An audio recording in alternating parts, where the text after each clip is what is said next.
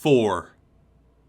Well, that wrapped up a lot quicker than I thought it would, Asuna said once we were a fair distance away from the Pegasus hoof. Something in her tone suggested disappointment. Are you saying you would have preferred if we argued over it more? Of course not, you dummy. The fencer brandished a fist, then glanced around before continuing in a quiet voice. I was expecting a more forward-thinking response.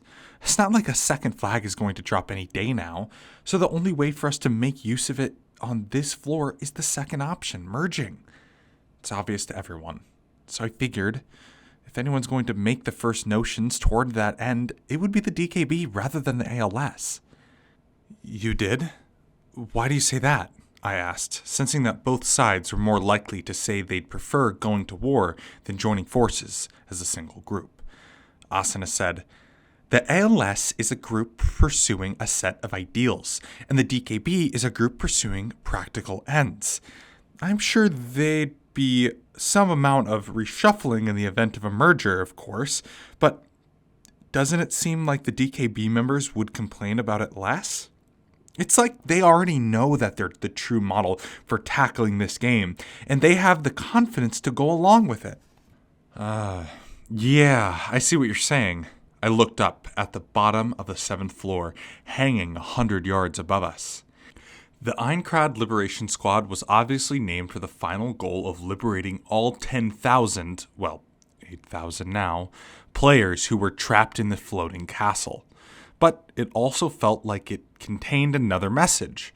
Liberation from a status quo where just 50 or 60 elite players monopolized all the game's resources. On the other hand, the name of Dragon Knights Brigade, whoever had thought of it, didn't seem to have much of a meaning. It was the typical kind of fanciful nomenclature that you'd find in an online RPG. It changing the guild name was a sticking point in merging the two sides. Asuna was probably right that the DKB members would have less resistance to the idea.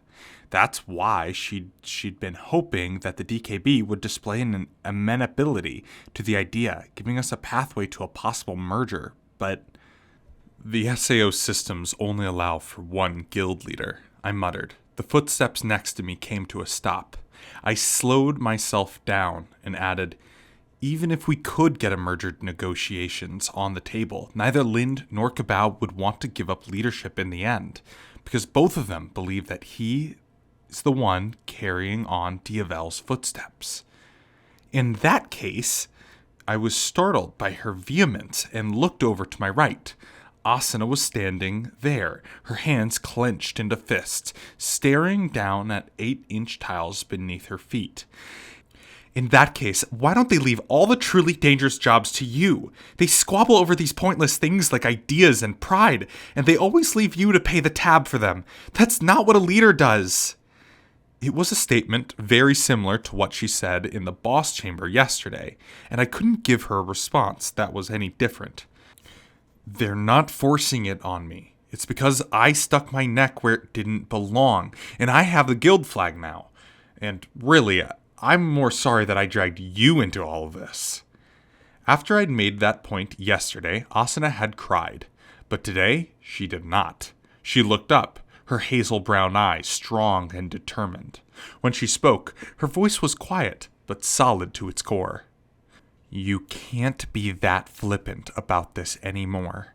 The man in the black poncho attacked you last night because you were preventing him from making the ALS and the DKB fight, didn't he? In fact, it's more than that. I'm betting that he wanted to steal the guild flag from you too. It's the perfect tool for turning the frontline players against one another. Oh, how would the information be getting out that fast? The only people who knew I had the guild flag at that point were the ones who took part in the boss fight with us, and the main members of the ALS. And that was when I put it together. The ALS didn't just have Morte the Axe Wielder, whom I fought on the 3rd floor.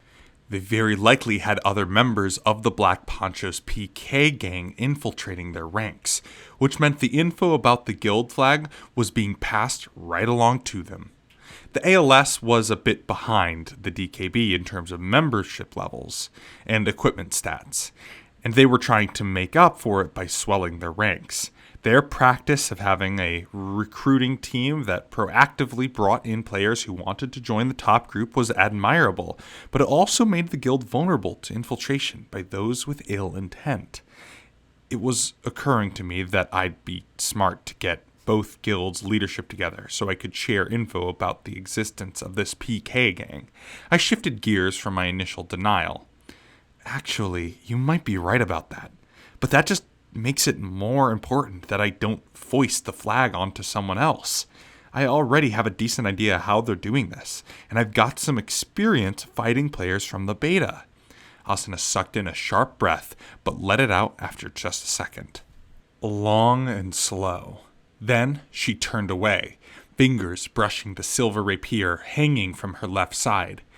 And now that I've learned the basics of dueling from you, I have a duty to fight them as well. What? No, that wasn't my point. Well, I've decided, she declared, letting go of the rapier and jabbing her finger at my chest. Like that, my temporary partner gave me my orders. Listen up. You're not going to rush off without a word to me again, the way you did when you went searching for Argo on the 4th floor. You must be within my sight for all 24 hours. Is that understood? Huh? It felt like she was treating me like a preschooler, but Asuna's expression was anything but joking. I opened and shut my mouth a few times to no avail. At last, I protested. But what about when you stay in the inn? To my surprise, Asuna already had an answer for that. Before this point, she'd probably get all red in the face and physically attack me. But now, she not only didn't hesitate or stammer, she had an instant response. So we'll rent a room like we did in the last one. If we split the cost, it shouldn't end up being too bad. Right. I didn't really have a good other options. Good, Asuna said, like a pleased school teacher. She turned on her heel and started walking loudly across the tiles. Within 3 steps, she stopped and turned back to me again. Also, where are we going now?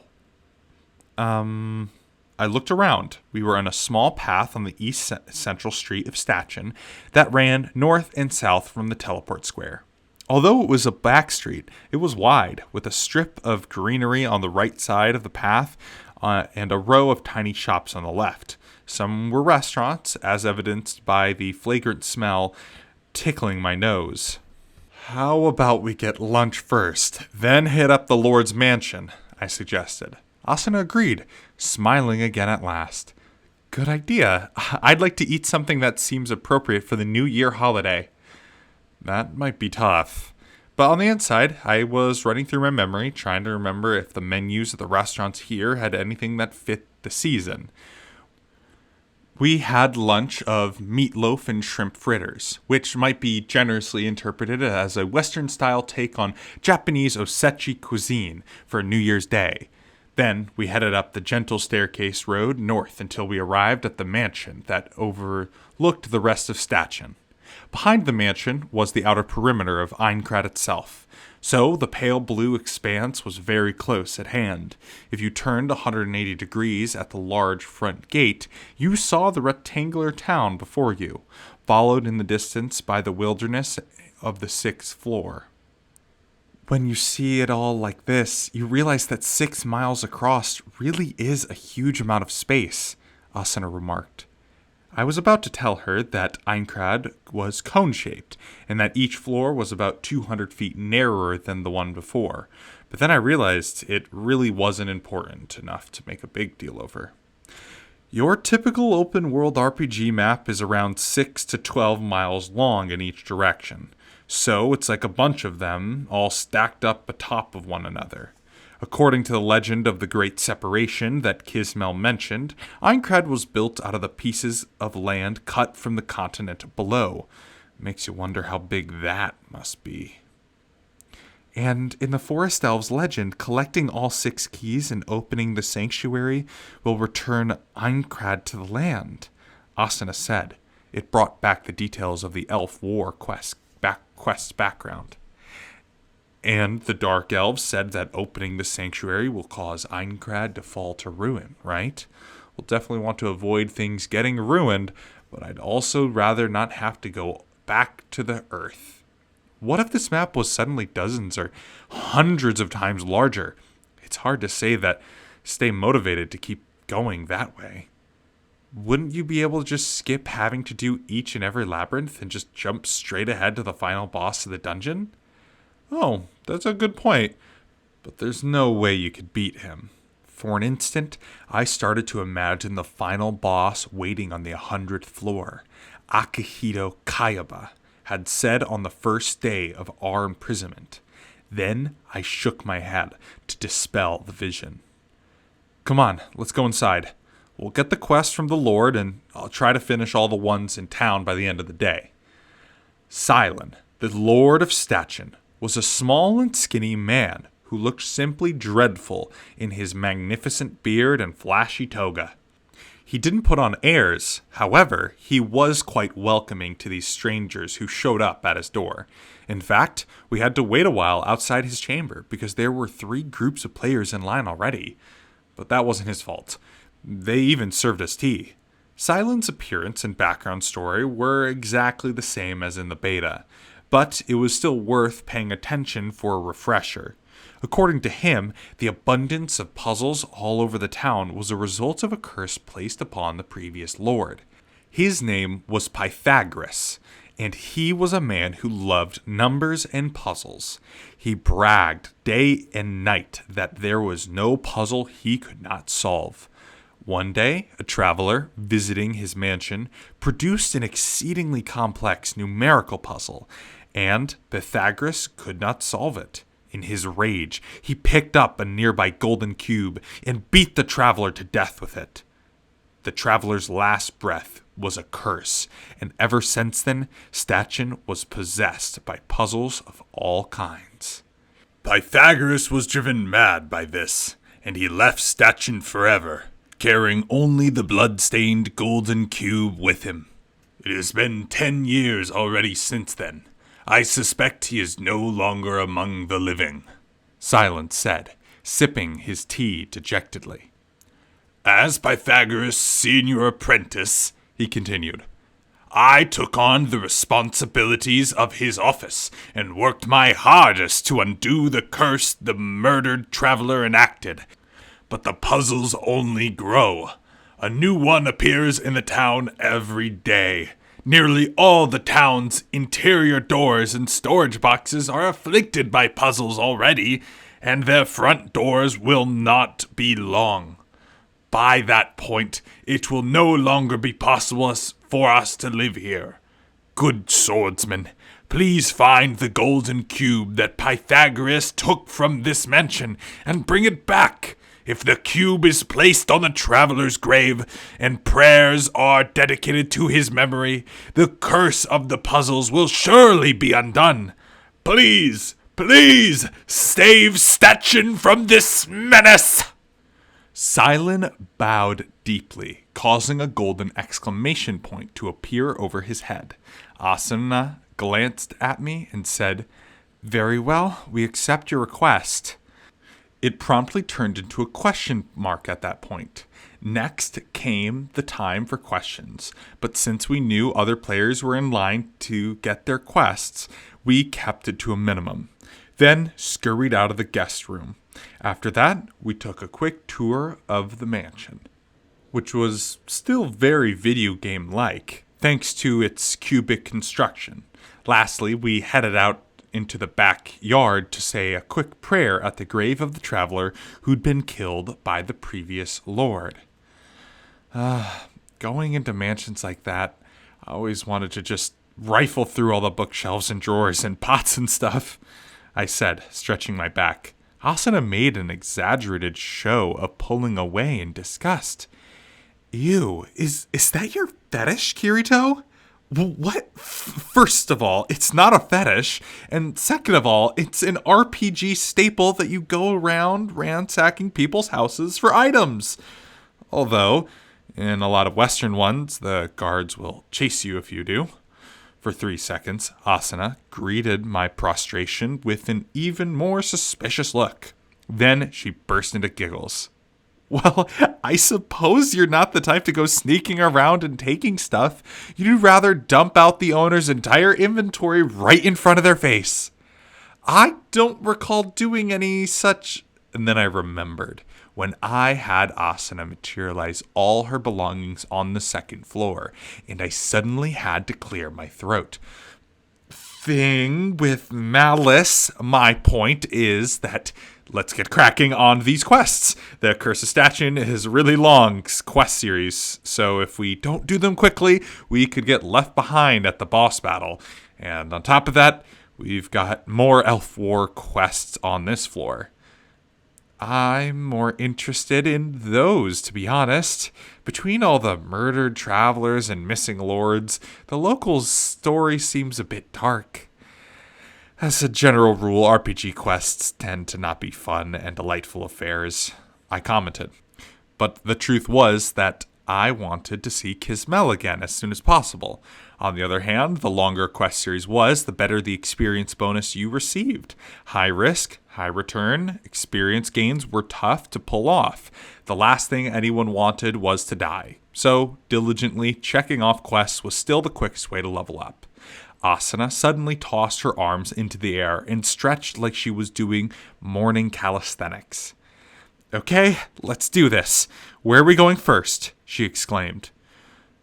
To an old man who was the butler of the old lord to ask him questions, I answered.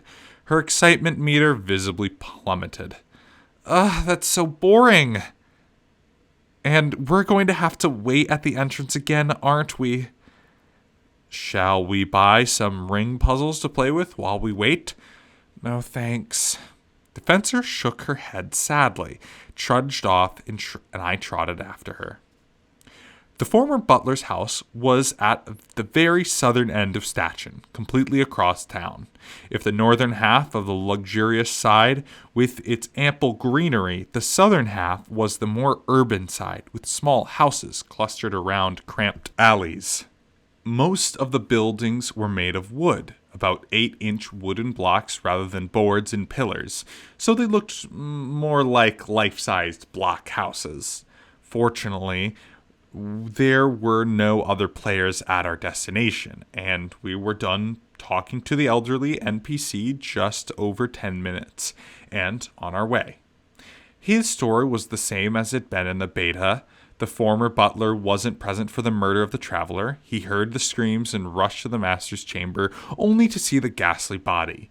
The way he described it, the head was beaten to a pulp, and the humble traveler garb was covered in blood.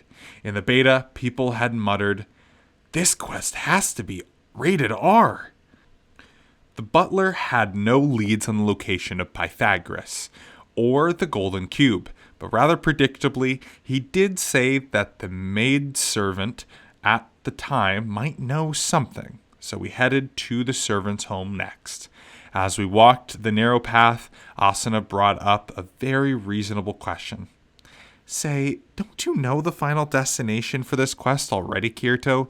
Couldn't we just skip all these steps and go right there? Actually, you can't.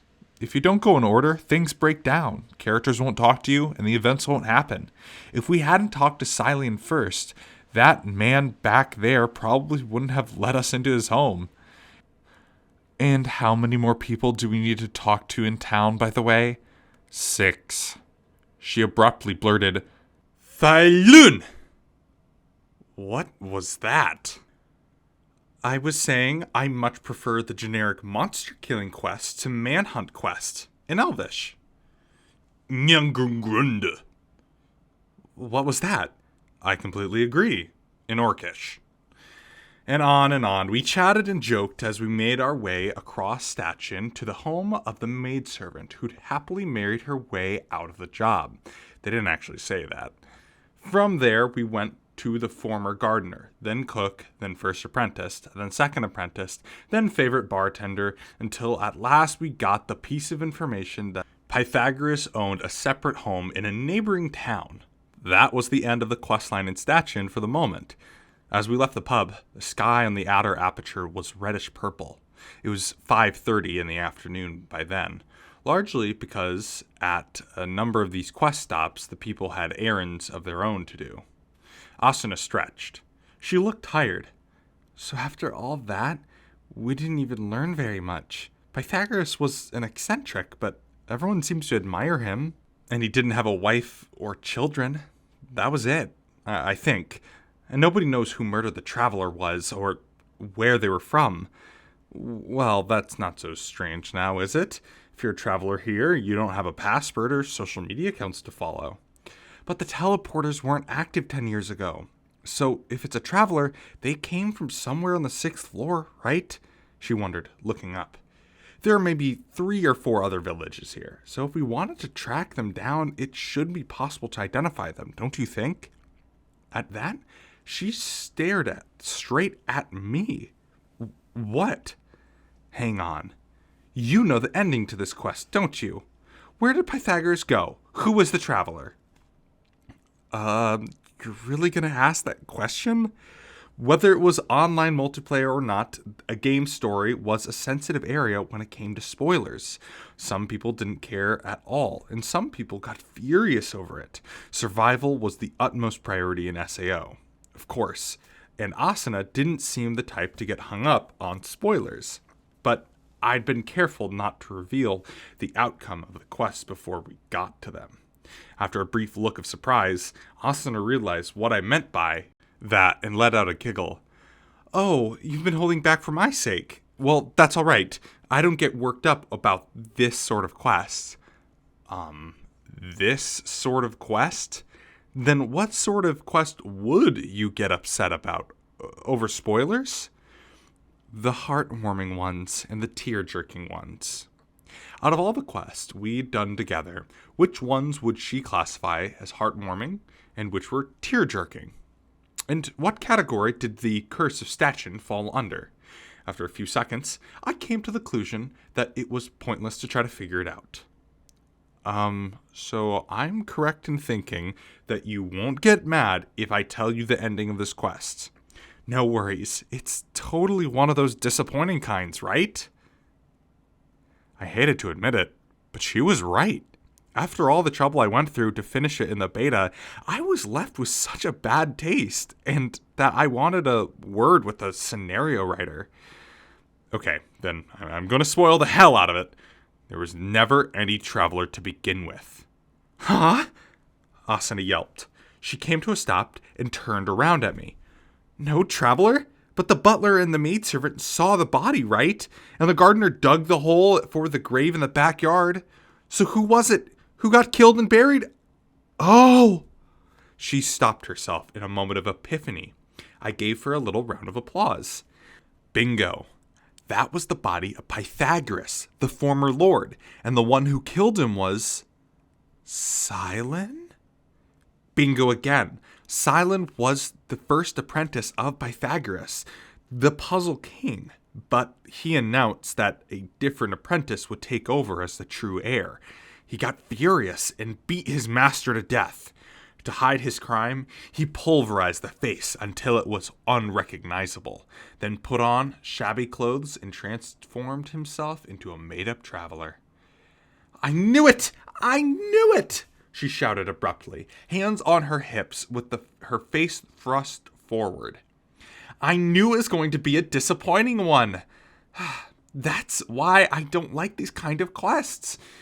And what's the Puzzle King supposed to mean anyway? What do you get by being the heir to the Puzzle King? Don't yell at me. I didn't write it. I don't know what they get out of it, but they are quiz kings and medal kings and so on. Some people really just want to have the honor, I guess. It doesn't make sense. And for that matter, I don't know what a medal king is supposed to be either. Sorry, I forget I said it. At any rate, that's the ending. But you get a ton of experience for it, so let's just tough it out and beat the quest. All right, Asuna said, unconvinced. She looked up at the bottom of the floor above. The lid of rocks and steel was turning a deep purple. signaling that night would arrive within an hour. The next town over was a mile away, and there wouldn't be many monsters along the road, so we could definitely get there before it was dark. But that was the problem. Was the next step after that, Pythagoras' other home was empty, ruined now, and it would be full of astral-type monsters, i.e. ghosts, that we'd have to fight multiple times before we got to the next clue. I decided to keep that part of a secret, clapping the fencer lightly on the shoulder. Let's get dinner in the next town, then we can continue the quest. If we can finish it up by the end of tomorrow, we should be able to get to the Dark Elf Fortress the day after. Asana's face lit up, and she gave me an energetic, "Great!" Cerebus, the second town of the 6th floor, was a beautiful place, with a southern European air and absolutely no little 8-inch blocks. A large river running through its middle was spanned by numerous bridges, a sight that was reminiscent of Novela, the main town of the 4th floor, though regrettably this river was not had a single gondola in it. Still, the view of the orange lights reflecting off the dark surface of the water had a kind of ethereal beauty, if you could find in a virtual world. We had to stop on the bridge leading into town for a moment to drink it all in. "This town doesn't have any cursed puzzles in it, right?" Asuna said, right off the bat. "Nope," I confirmed. "If you want some to go, they sell them in the gift shops." "I don't," she stated firmly. "More importantly, let's get something to eat. What's good in Cerebus?" Let me think. In the beta, I ran through the quest and didn't spend much time here. And upon further reflection, there weren't many opportunities to eat in Aincrad back then. If I had time, I wanted to spend it leveling up. And if I got full in the virtual world, my mom and sister would yell at me. I tried to dig through what my dim memories I had of the place to little effect. "It's a rat bake." I spun around in alarm at the sound of a voice right behind us, covering Asuna to protect her. Leaning back against the stone railing was not, however, the man in the black poncho who tried to kill me the other day. It was a small woman in a sand-browned cape. The top half of her face was hidden behind straw yellow curls, but there was no mistaking the 3 whisker markings on either cheek. This was the best and only source of information in Aincrad, Arga the rat. She looked stunned for a second, then pouted. "What's this? What I do to earn this kind of reaction from you, Keyboy? That hurts." "Sorry, I'm kind of on edge right now. It's a sneak attack caution week, let's call it." Asuna popped out from behind my back. "Good evening, Argo. I didn't see you in Statuen. Of course, you must have been over here already." "Evening, A-chan." Argo waved and pushed herself at the railing to walk closer. "Well, I'd like to get my first strategy guide out by tomorrow, but it looks like most of the frontrunners are already moving from the main town to here to Cerebus." "Oh, they are? But why?" I started to ask, before the reason occurred to me. "Oh, it's because the puzzles are a pain in the ass, isn't it?" "Bingo! And the monsters aren't too tough around these parts. So while I hate to be the bearer of bad news, just about all the rooms in Cerebus are booked. Only expensive suites are available." Hassan and I glanced over at each other. We'd been planning to stay in a suite with 2 bedrooms tonight anyways, so a single room being taken wasn't a problem. But given Argo's rather menacing motto of selling any info that can be sold, this free tip was a bit, make that very suspicious. "Oh, I see. But I'm sure that if we look, we can find an open room or 2. I replied. Argo's eyebrows twitched, but she said nothing more on the matter. "Well, based on what you were saying earlier, I'm guessing you 2 are about to eat dinner." "Yes, we were just deciding what to have," Asuna said. "Argo, you said this town was famous for its rat bakes. Do you have a recommended restaurant?" "I just had my way over here from Statuen earlier today, actually. Only had a chance to try out one place, and it was mighty tasty." Then let's go to that one, Asa insisted. Argo had no choice but to grimace and go along with it. If it was me, she'd have demanded a price for that intel. But now that Asuna had identified her as a good friend, the rat seemed unable to inflict her usual business practices. Argo took us to a place on the 3rd floor of a building along the river that ran through Cerebus. It was a kind of hidden hole-in-the-wall type establishment. The 1st and 2nd floor were just homes, and there was no sign. You weren't likely to find it unless you knew about it already. The stairs were narrow enough you could barely go 2 ways on them, and the door at the end was faded and marked with knots. But the interior of the place was quite clean. There was counter, 2 tables for 4, so we took one of them. I imagined that the rat bake would be something like a gyoza dumpling, but what came out was essentially a round meat pie about 8 inches across.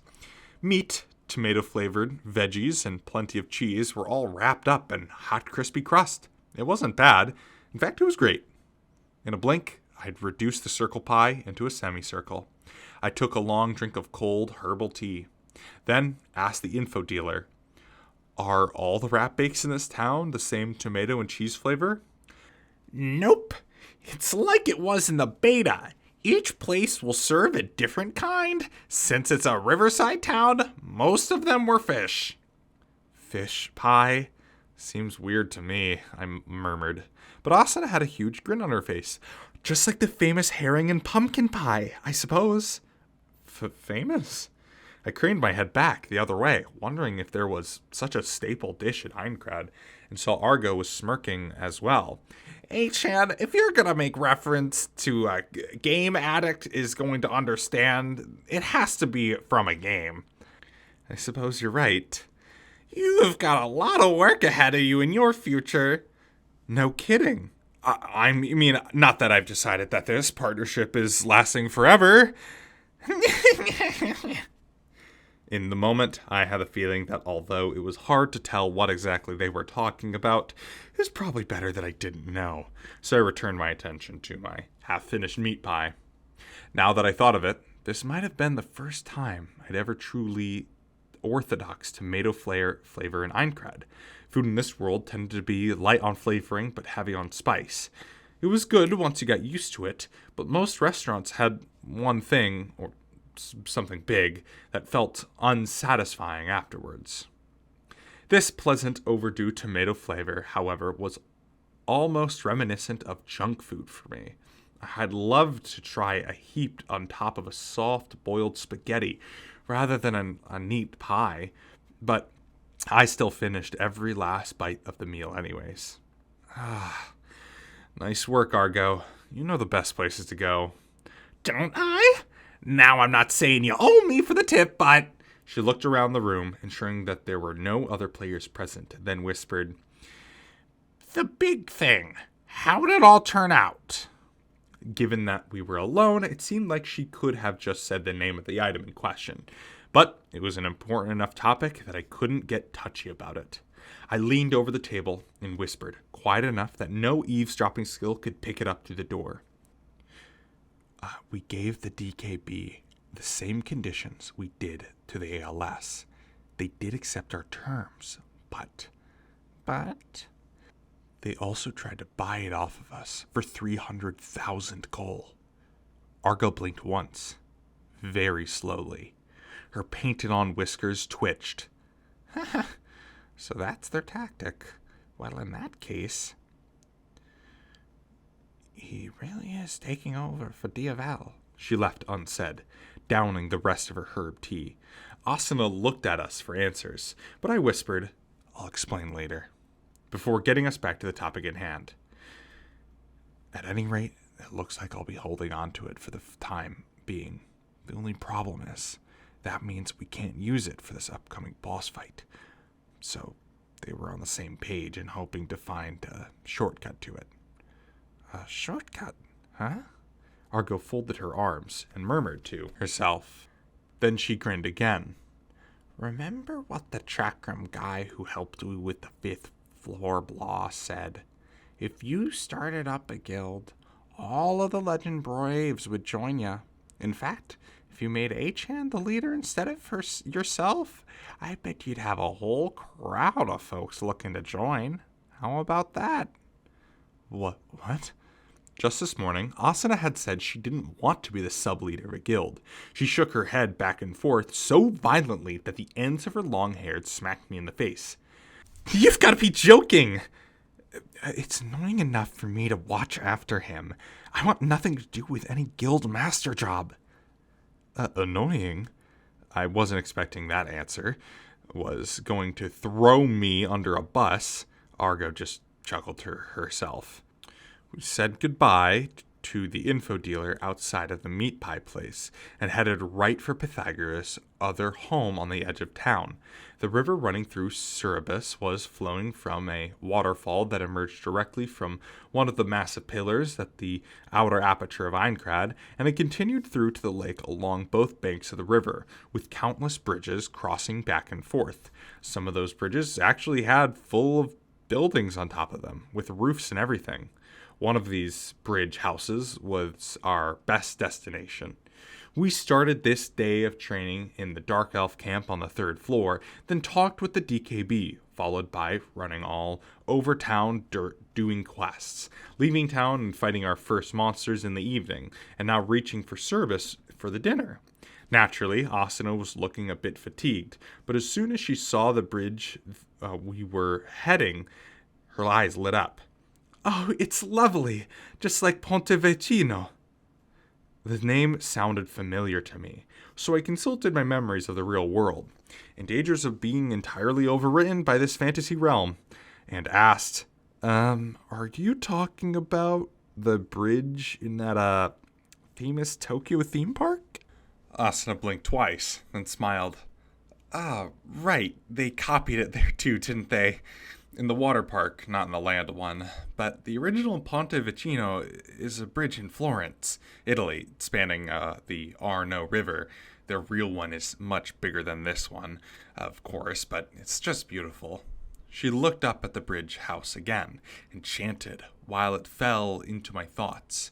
This was now the second time, ever since the 4th floor, my temporary partner had mentioned the name of a city in Italy. At this point, it was probably a good bet that she'd actually been there herself, not just read about it. That was on its own wasn't important, but it did fit a pattern that, combined with her looks, communication skills, and lack of gaming knowledge, and richness of other knowledge, that suggested that Asuna had an extremely fulfilling and normal life in the real world.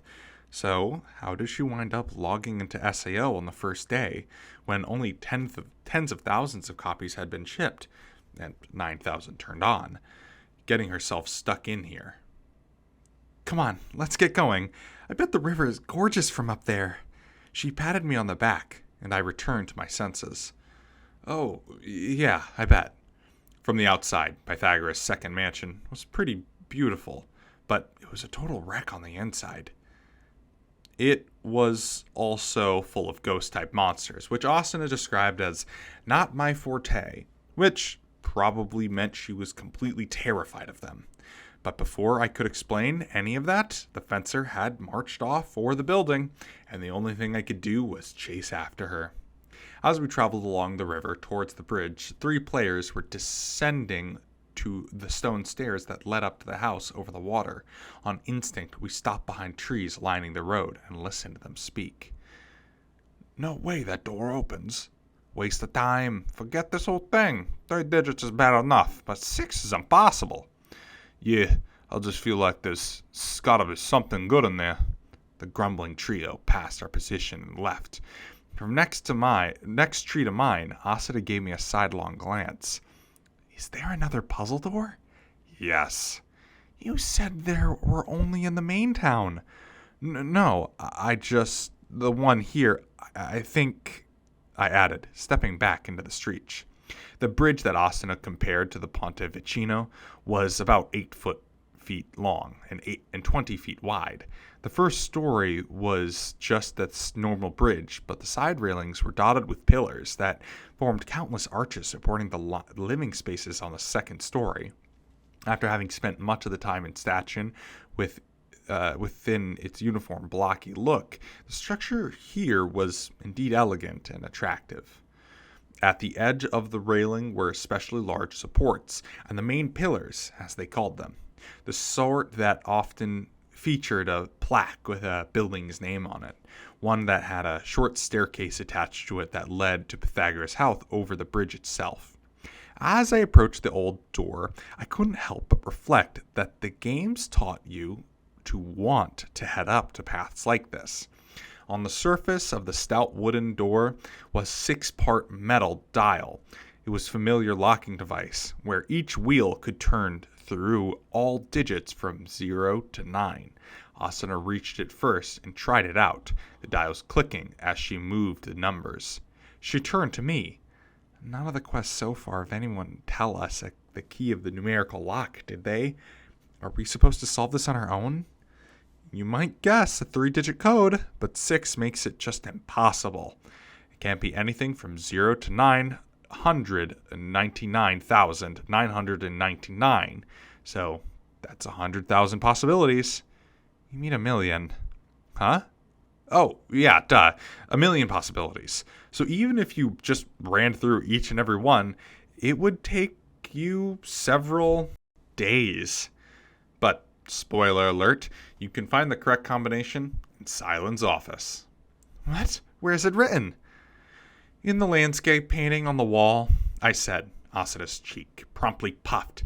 Hey, you could have said something. If I had known there would be a hint there, I would have looked closer and spotted it. No, I very much doubt that. By the way it works is that you're supposed to come here and think, I don't know the numbers, then go back to Stachin, ask Silen, who won't tell you, but he makes an odd show to trying to hide the painting. Then he kicks you out, and you have to wait for him to leave before you can go back and search the painting. It's a huge pain. You're right. I'd rather not go through that at all, Asa admitted. Then her brows knitted again. But how does that make sense? I mean, Silen's the... I had a feeling she would blurt out this at some point, so I glanced over my shoulder and cut her off. We can talk inside. I don't want anyone to see us opening the door. Fine, whatever you say. So what's the correct combination? Let's see. I started to answer according to my recollection from the beta, but my spine ran cold. If they had changed the combination between them and the release game, it was about to look extremely stupid. Hesitantly, I offered the 6 digits. 6284996. She quickly spun the little dials into place. With a very clear click, the lock was undone. I stepped forward, relieved, but Asuna just stared at the dials without turning the doorknob. What's up? If you don't open the door soon enough, the lock will engage again. Oh, yeah. I was just thinking. The numbers seem familiar somehow. Maybe I really did spot them in the painting without realizing it. She said vaguely as she opened the door. It was a pitch black inside, and a draft, chilly, damp air swept outward. The fencer fell back on her heels a bit, sensing something foreboding. But I grabbed her shoulders from behind and kept her moving forward. Once we were inside, the door shut behind us on its own. There was a scraping sound, which was just the number of dials from the lock shifting from themselves again. But I felt Asuna's shoulders jump under my fingers. It's dark in here. Yeah, it's night. How are we going to search in a place like this? Should we wait until the morning and come back? No, we're fine. I opened up my window, materialized an item that had always had on the first page of my inventory. Lantern, I said in a spooky voice, hoping this would lighten up the mood. All I got was a cold stare over Asuna's shoulder. I cleared my throat awkwardly and lit the device, filling the area with orange light. As one might expect from a home belonging to the Lord of Stachin, the entrance hall was quite spacious, because it was built on top of a bridge. It was inevitably a bit elongated and narrow in shape, but the hallway that ran down the left wall was plenty wide enough to not feel cramped. On the other hand, there were bundles of cobwebs on the corners on the ceilings, and broken utensils and torn pieces of paper were all over the floor. was very much the appearance of what an abandoned house would be. The look on Asana's face said that this wasn't what she signed up for. She turned to me. So, back to what I was saying. What was that? Oh, Silent. Yes. Does what he's doing make any sense? If he's the one who killed Pythagoras and buried the body in the traveler's garb in the backyard, why is he asking us to investigate the incident for him? Nuh-uh. Silent didn't ask us to investigate the killing of the traveler. He asked us to look for the golden cube that was used in the murder. All right. The small furrow between her eyes eased for a moment, then returned. No, but that still doesn't make any sense. Silent was the one who beat Pythagoras to death with the golden cube, right? So wouldn't Silent have hidden the weapon? Well, the reasoning behind that comes up at the end of the quest, but whatever. So Silent got mad and beat Pythagoras to the death, then mocked him up into a traveler who didn't exist to hide his crime, right? He thought it all worked out at the end, but somehow the cube vanished from the murder scene. A cube with Silent's bloody fingerprints on it. On top of that, it's the town treasure and the symbol of its lord, the very cube that formed the sizzling basis of the stone and wood cubes that make up the town. So Silent's idea is that the only way to purify the puzzle curse upon Statuen is to find the missing cube, clean off the prints, then place it on the grave of the traveler, who is secretly Pythagoras himself. It just seems very selfish, or convenient. If he really wanted to undo the puzzle curse, he shouldn't be bothering with the cube. He should admit that he killed Pythagoras and turn himself into the police, right? Well, yeah, but there's no police in Aincrad.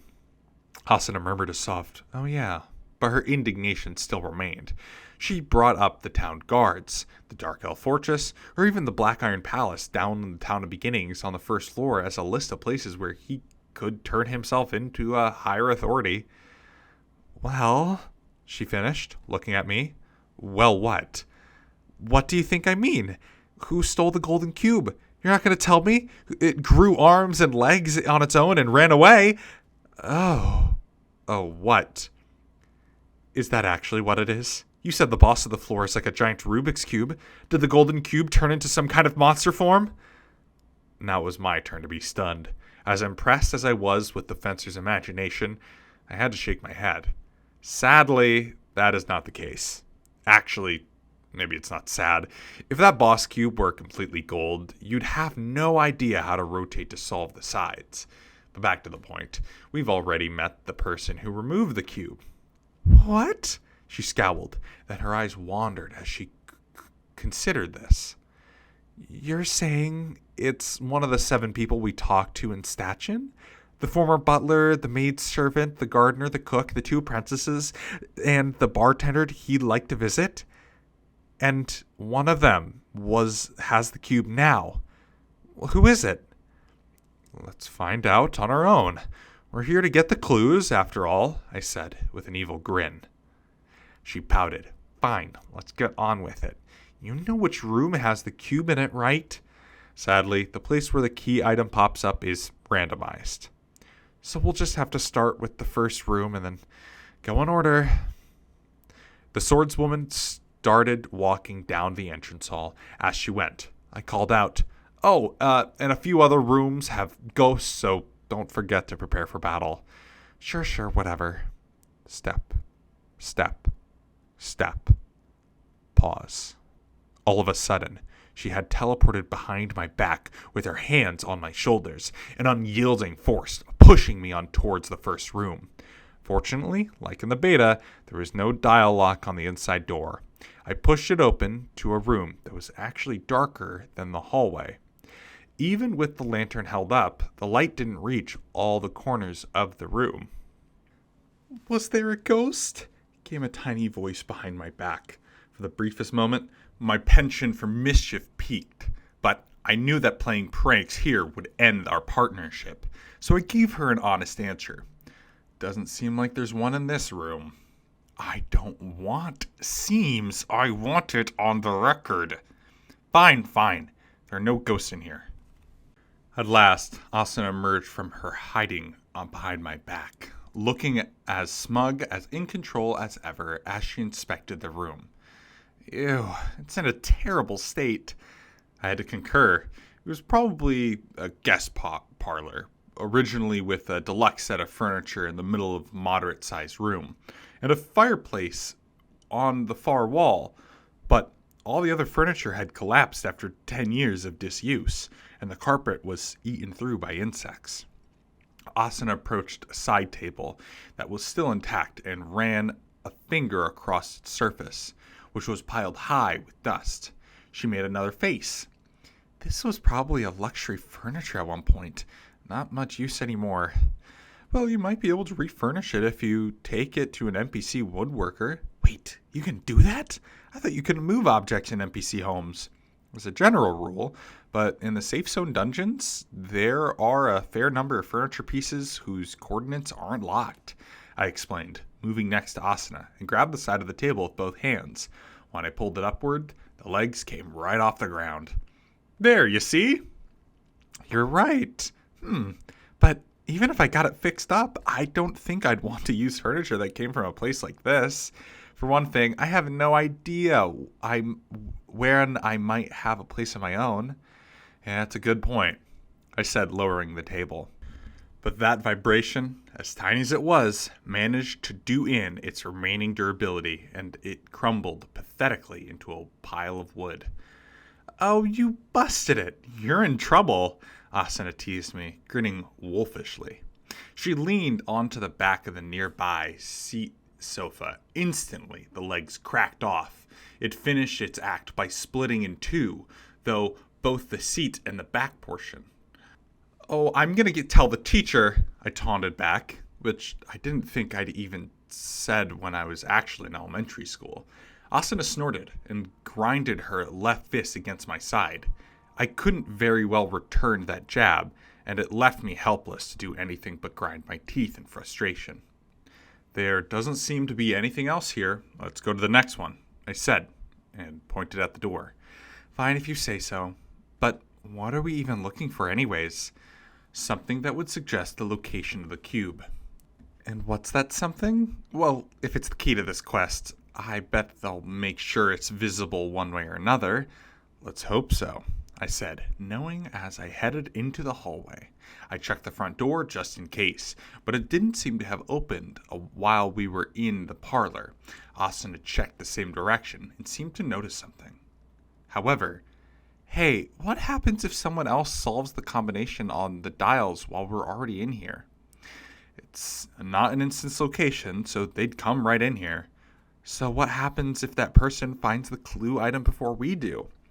I'd say that the item would be locked in place, so you can't move or destroy it, or it would be something that you could find infinitely. But in the latter case, it would spawn at certain intervals. There are some that take 30 minutes to an hour to reappear. Some even last as long as a day before they come back. Then we'd better find it and get out of here. Come on, next. Asuna pushed me several steps down the hallway until we came to a new door. The room adjacent to the parlor was a large dining room. The massive dinner table and chairs were still intact, but the way that the 10 or so table settings with cutlery included were laid out on top were quite eerie. The wine bottles and candle holders with gray dust, and the chandelier hanging from the ceiling supported many spiderwebs. For 5 seconds, Asuna cowered behind my back. Once she was certain there were no ghosts here, she emerged as if nothing had happened. Can you move the wine and utensils too? She asked. Probably. You want to take that back and drink it? No, thank you. On the other hand, the clue item doesn't seem to be here either, she murmured. Asuna strode closer to the dining table. Just then, there was a whooshing and sound like the kind we'd heard underground chapel of the 5th floor, and a pale light spilled out from beneath the table. Passing up through the filthy tablecloth were 2 astral monsters. Based on the long, slim silhouettes and tattered white dresses, they seemed to be wraiths. There were some other kinds in this category, specters, phantom spirits, and apparitions, but I honestly had no idea what differentiated them all. While she didn't scream the way she had on the floor below, Asuna leapt upward a foot or so and ran through the air. And at least it seemed that way to me because she was moving so fast and darted around behind my back. "There they are! Hurry! Do something!" she ordered. I drew my sword on Eventide +3, but rather than immediately attacking, I kept the wraiths at bay with the tip. "Asuna, I think it's for the best if you experience some battle against astral types right here." But it's all right. You might have forgotten, but we're in town now. No matter how much they attack, you won't lose a single pixel of HP. That's not the problem, she seemed to say with her resulting sigh. But Asuna had her thoughts of her own on this. She had peered around my left shoulder. While she immediately shrank back first, she then slid her entire body until she was at my side instead. With her lantern held in her hand, she drew the chivalric rapier +7 and pointed it at the wraiths situated atop the table. I focused on the ghosts myself, bringing up an automatic cursor. Beneath the HP bar, it said "Annoying Wraith" in English, and the cursor itself was very faint pink color, which meant that even if we were in town, they wouldn't be tough foes. "I don't recall seeing any annoying wraiths before," Asuna said, her voice a bit hoarse. As calmly as I could, I asked her, "What's annoying mean?" "You didn't learn that in English class? It's like irritating or troublesome." That would fit for a quest event like this. Like I said, we're in town, so we won't lose any HP. But aside from that, these are the same as any ordinary wraith, so hitting their limbs or the end of their dresses won't do much damage. And if they hit you, they can debuff you. "Wait, you never warned me about that!" Asuna shrieked, and the wraiths seemed to react to the sound. They spread their arms and descended with a wail. Human-type astral monsters could be male, female, or indeterminate, but wraiths were mostly female, it seemed. However, they had no beauty whatsoever. The arms extending from their ragged dresses were like thin as bones, and 2/3 of their faces were skeletal. Blue fires burned in their eye sockets of the ones, and they swung long hands with knife-sharp nails. I evaded the first attack and swiped at the torso. A deep cut produced a white substance like smoke, but it left little impact on the wraith, only lost 1/10 of its health bar. But the creature screeched hideously and flew to the corner of the dining room. I kept my sword pointed in its direction and glanced over to check on Asuna. "Why, you..." The fencer was hissing, not to be outdone by the wraith's bizarre vocalizations. She executed thrust skills with incredible speed, their frequency so thick that even the ghost couldn't get past her rapier. As the wraith flew around in a figure 8 pattern, she occasionally clipped an arm, but it didn't do much HP damage. Astral types had insubstantial bodies, and regular weapons did not inflict damage on them. Other games would have flame or light spells that could wreak havoc on them. But because of the ancient great separation of Aincrad, true magic had been lost here. You can't make do with physical attacks one way or another. The most common method was to place a blessing buff on your weapons, but at the moment you could only do that in large towns with a church, and it costs money. You could also use sword skills with high anti-astral effect, most of which were a mace or flail skill, or bring many illumination items. Astral monsters' natural resistance was lower in the light, but these tough requirements for a group of just 2 sword users. Fortunately, both Asuna's chivalric rapier and my sword of Eventide had received elven upkeep, which gave them minor effectiveness against undead, enough to be good on its own against weak event monsters like these. I thrust my lantern forward, closed the gap, so I could take my target out. In this situation, a fighter who used a shield or 2-handed weapon would just have to put the light on the ground to fight, but having a free hand meant to just hold on to the lantern, and even the more into fine details. Not only did having a light equipped in battle help with attacking power, a torch was better because it against astral foes weak to fire, with the only drawback being that you had to be careful swinging it around indoors, lest you accidentally burn something that could be destroyed. Lit by the yellow light in the lantern, the annoying wraith let out a high-pitched wail and slid it to the right to get away. But that was what I wanted. When it got into range, I used my 3-part skill, Sharp Nail, on it.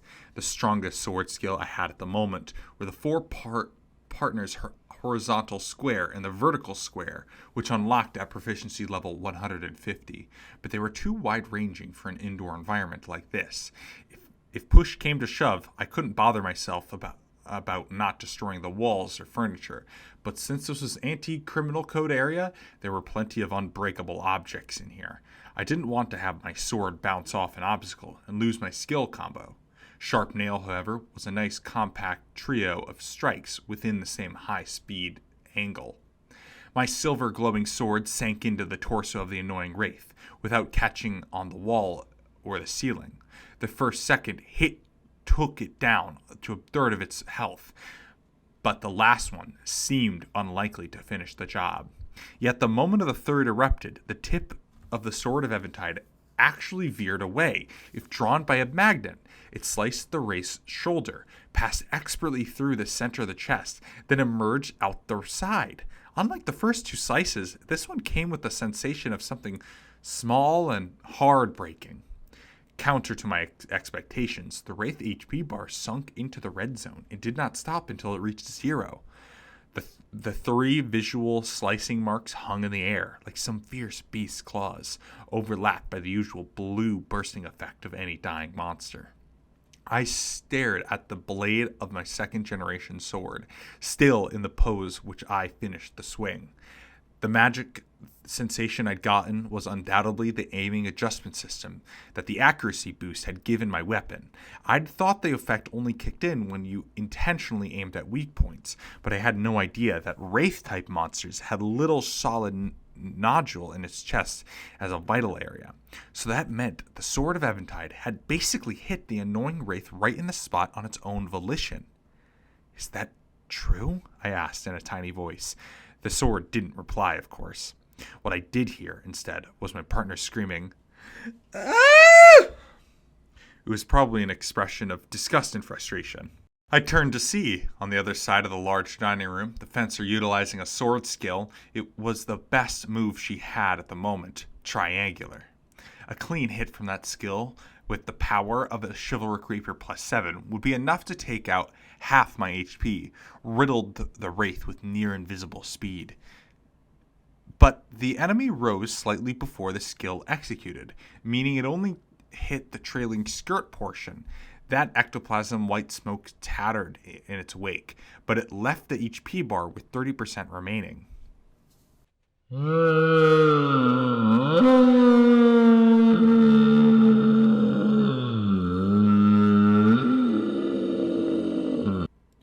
The Wraith cried, somewhere between a scream and a mocking laugh, and swung its long arms at Asuna, and waited to recover from the skill delay. It didn't do any damage, but Asuna's HP bar lit up with an icon of a pale hand. This was the chillness debuff that lowered the body temperature uncomfortably. Asuna raged, leaping back as soon as she could move again. Despite valiantly holding her sword aloft, her shivering was apparent. Chill did no actual damage, but it was a major annoyance, causing sneezes in battle and keeping you from dodging enemy attacks. I rushed up to keep behind her and called out, "Asuna, want to—" "No," she snapped, refusing my aid. She was not entirely going to handle it on her own, however. "Just give me a hint or something. Its HP refuses to go down." "Oh, yeah, the rapier thrusts are just about the worst kind of attack to use against astrals." The annoying wraith floating up near the ceiling couldn't have understood what I was saying, but it chose a very appropriate moment to chuckle. "Asuna, have you mastered any of the slicing sword skills?" I asked.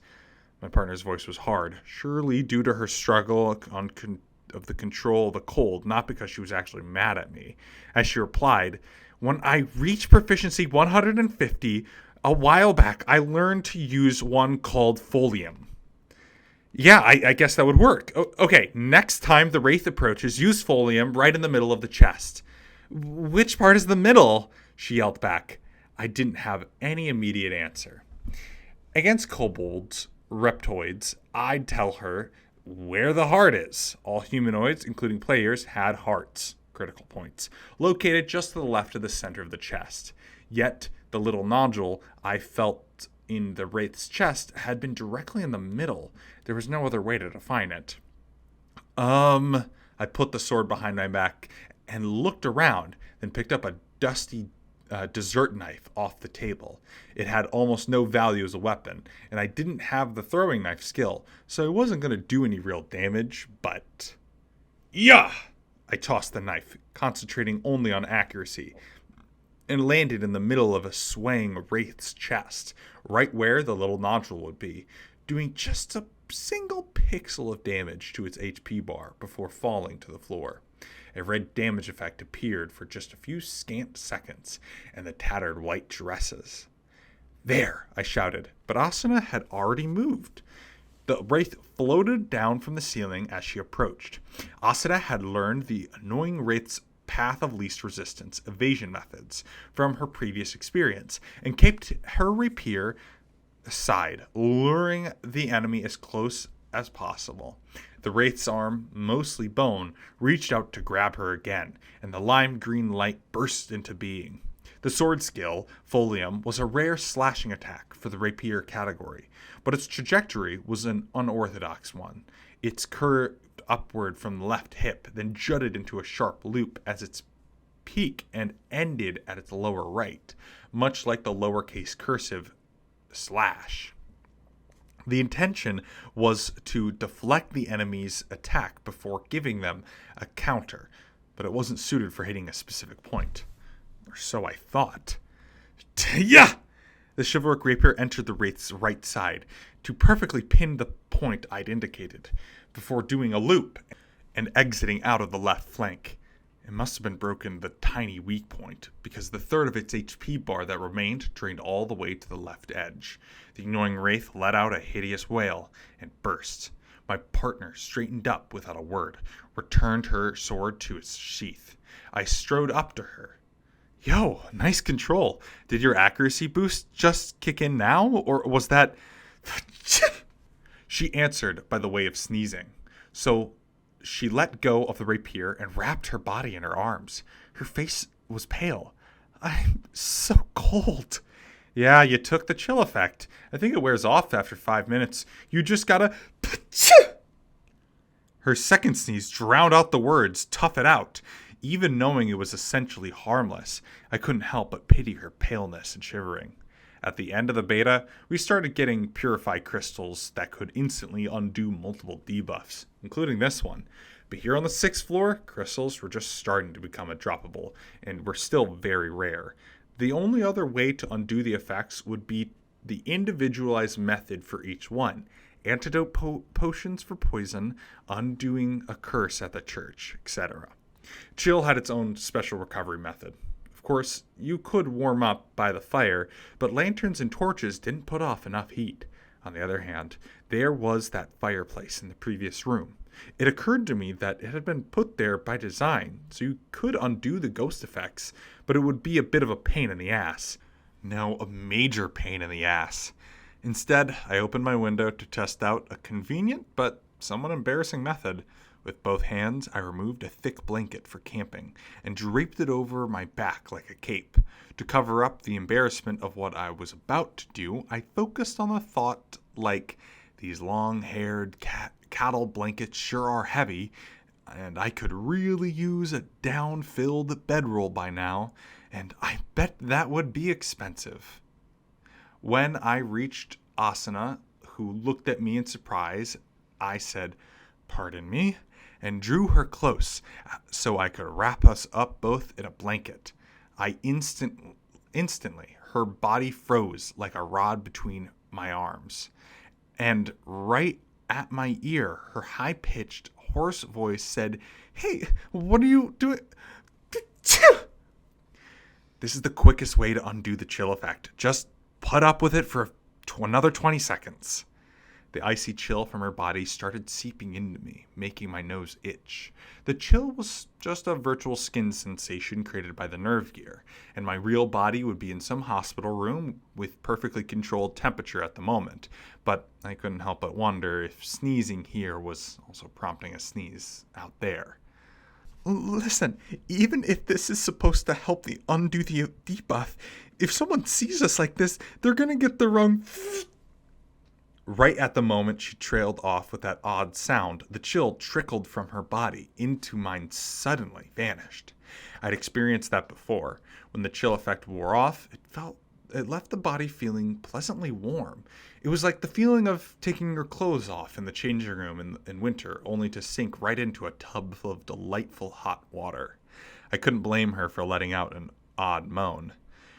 She stared at nothing, mind out of focus, until she snapped back to attention, eyes blinking rapidly, and ducked out of my arms.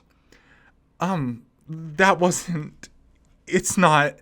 She babbled, mouth working furiously, and then spun away from me. Well, I'm grateful to you for undoing the debuff, but next time I'd appreciate an explanation first. I figured that if I had to describe it first, it would be twice as embarrassing, I said, putting the heavy blanket back into storage. To my surprise, Asuna said, Why, that sounds like you've done it before. Well, I knew about it because I'd done it in the beta. Of course, but let me be clear, the only person was like Wolfgang from Bro Squad, but it says hairy, super macho, okay? I don't know if I wish I could have seen that or not, the fencer said, a very strange and subtle smile on her lips. At least her mood wasn't improved. She walked around the dining room, examining the table and the painting on the wall, but found nothing. Well, it made our battle against the ghosts meaningless. Hey, that's just how quests go, I bantered back. Now that our usual mood had returned, we left the dining room and returned to the hallway. Between the kitchen, the study room, and the bedroom, we defeated 4 more annoying wraiths, but still had not found the key item. At last, we were at the final door. Asuna grabbed the doorknob, then side-eyed me. Kirito, you didn't know ahead of time that we were going to find something in the first 5 rooms, did you? I didn't know how I could have. Like I said, the item would pop into any of the 6 rooms at random in the beta. I'm sure that's what happened just now, too. You said that like an NPC, Asuna accused, which was an odd thing to say. She opened the door, and a musty smell stung my nostrils. I recalled that the last door led to a storeroom. I followed Asuna inside, holding my lantern up. It was the smallest of the 6 rooms, full of wooden shelves lined with wooden boxes, pots, and various items of all sorts. Do we have to open up all these things to search? I'd rather not do that either, I mumbled, passing through the maze standing shelves to the back of the room. At the very end, there was a small writing desk along the wall. Sitting atop it, seemingly abandoned in a very meaningful way, was an object that dully reflected the glow of the lantern. It was a large key, sitting under 10 years of dust. Oh, that must be it! Hassan exclaimed eagerly, trotting up to the desk. I tried to grab her shoulder, but my hand closed on nothing but empty air. Asuna, your feet! I shouted, right as the cracking sound went off under her foot. In the wavering light of the lantern, I saw an old, faded bone. Asuna froze in a very unnatural position. Right as the boss encounter ghost of this haunted house quest emerged from the wall behind the desk. Unlike the previous wraiths, this resentful wraith was male. Once again, my English skill wasn't quite up to the task of informing me what the word resentful meant. The tall, gaunt ghost wore a sweeping, tattered robe like the ancient Romans did, the brandishing its freakishly long nails and opened its mouth wide enough that the jaw seemed dislocated, so that it screamed, As I reached for the sword over my back, it occurred to me that the situation wasn't great. The resentful wraith couldn't take down our HP, of course, but it had a wide variety of debuff. If we suffered all of them at once, it would take quite some time to recover. That wasn't the worst thing in the world, but I was also afraid of losing the progress we'd made against the wraiths in conquering Asana's fear of ghosts. I wanted to keep its attention focused on me, but with hardly 4 feet of space between the stone wall on the left and the wooden shelves on the right, there was barely room to swing my sword, much less switch positions with Asana. "Asana, regroup in the hallway," I shouted, reaching out for their shoulder again. But before I made contact, I heard her voice make it much firmer than I would have expected it to be. "Kirito, can I break the bones on the floor?" "Oh, I think those are just there to be spooky." "Got it," she shouted, taking a stance that scattered the bones below. She drew her rapier and thrust a series of 5 jabs with the tip blurred speed at the approaching resentful wraith. They were all aimed at the center of its chest. While the first 4 did not have much effect, the 5th one did take a good 15% of its HP bar down. The elven blade had scratched the weak point, which must have been the same place as the earlier enemies. The spirit shrieked with rage, rising up to the ceiling, and began bewitching technique, utilizing a figure 8 motion, but without the space of the dining room, its side-to-side movement was limited.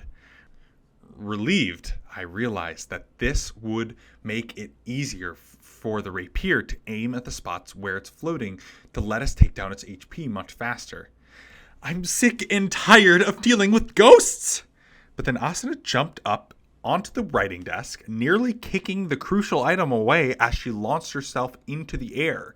At the top of her jump, she activated the sword skill, Shooting Star.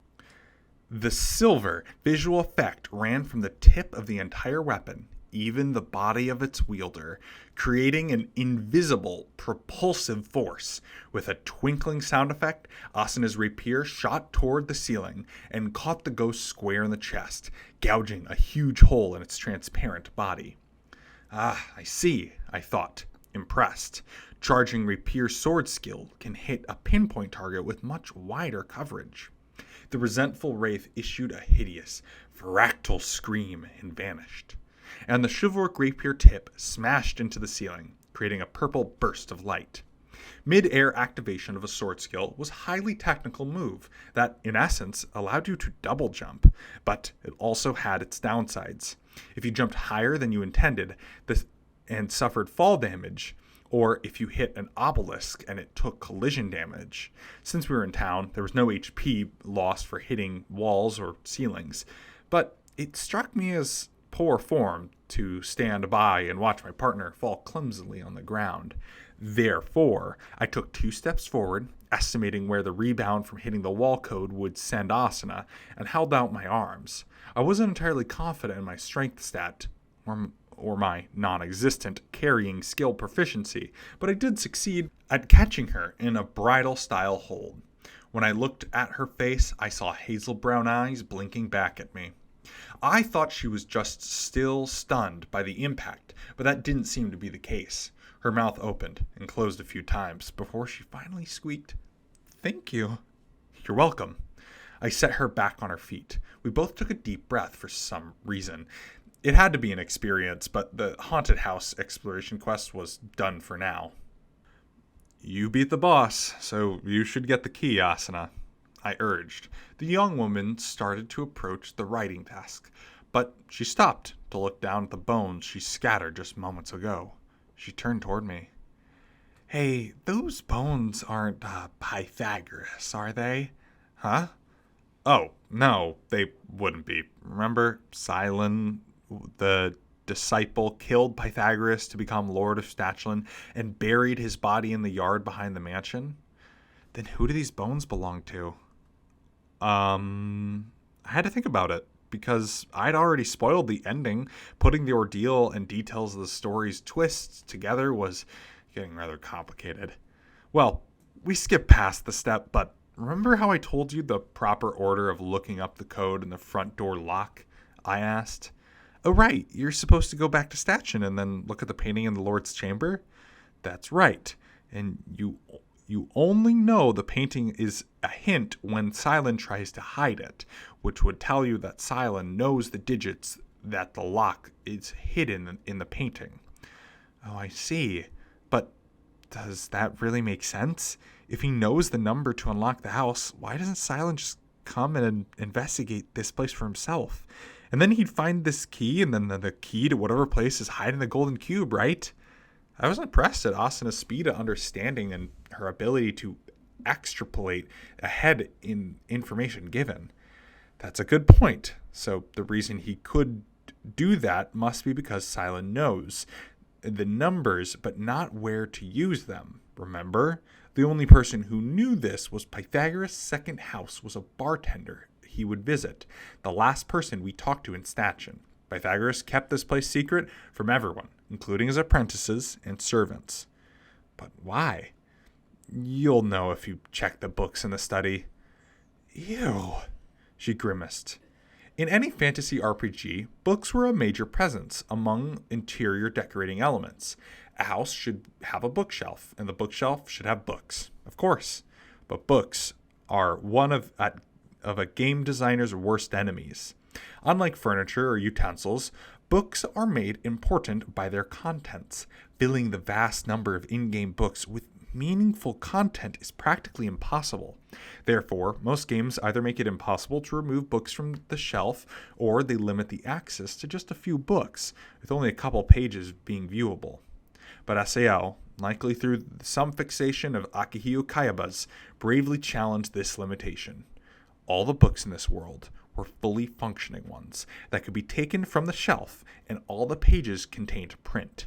Generating all that content from scratch was apparently a bridge too far, as nearly all the books simply contained text of classic books in public domain as of 2024, in their original language. So, the vast majority of players could look at the books, but reading them was far too difficult. I'd heard rumors that some Japanese books were floating around too, but I'd never seen one. It was odd to think that books written in the real-world languages being on shelves in a world that contained elves and dwarves and such. But if you started down that road, you'd have to wonder why NPCs were speaking Japanese too.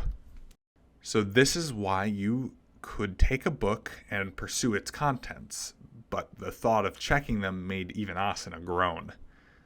I feel like even if I've seen enough of Cyrillic and Arabian script to last me a lifetime, she grumbled. Don't feel bad. It's all Greek to me. Sorry, just a joke, I added when I saw the look she was giving me. Most of the books in the study are what you'd expect. A few mixed are just like the manuals for puzzles, or in other words, Pythagoras, the puzzle king, kept his secrets in a book with solutions to the previous lord's puzzles, and his own here is in his secret home for safekeeping. It's just that if we tried to read them, we wouldn't make any sense of them. I see. Well, I hate to speak ill of the dead, but he sounds like a bit of a miser. Maybe if he allowed his apprentices to read these rather than hogging them all to himself, he wouldn't have wound up getting killed, Asuna said, shaking her head sadly. Then she looked at the bones on the floor. So whose bones are these then? Silent's henchman, like us, he heard about the second home from the bar, and he got this far using the combination from Silent to open the lock. But before he could return to report to his master, the wraiths got him. Wait, you mean the person who died here wasn't the wraith we just fought? If so, there should have been bones in the other room where we fought the annoying wraiths, right? It seems like once a house is left unattended to fall ruin, ghosts just naturally swarm there. If I ever buy a player home there, I'm cleaning it up every single day. And you're not allowed to leave it cluttered either, Kirito. Yeah, I muttered. But then I stopped in my tracks. What sort of situation is she envisioning in this scenario? She looked confused by the way I was pondering this, then reflected on what she'd said, and her white skin instantly turned red. No! Okay, I said, startled by her sudden outburst. She grabbed my left shoulder. It is not that. Definitely not that. Okay. I wasn't sure what that was, but the point-blank laser shooting from her eyes convinced me that I should indicate I understood. Asuna snorted, let go of my shoulder, and spun around to head to the desk. She snatched the key and returned in a huff. This is the item, right? On the left side of my vision, the quest log updated, so I told her, yep. And what door does this open? Don't know. You don't know?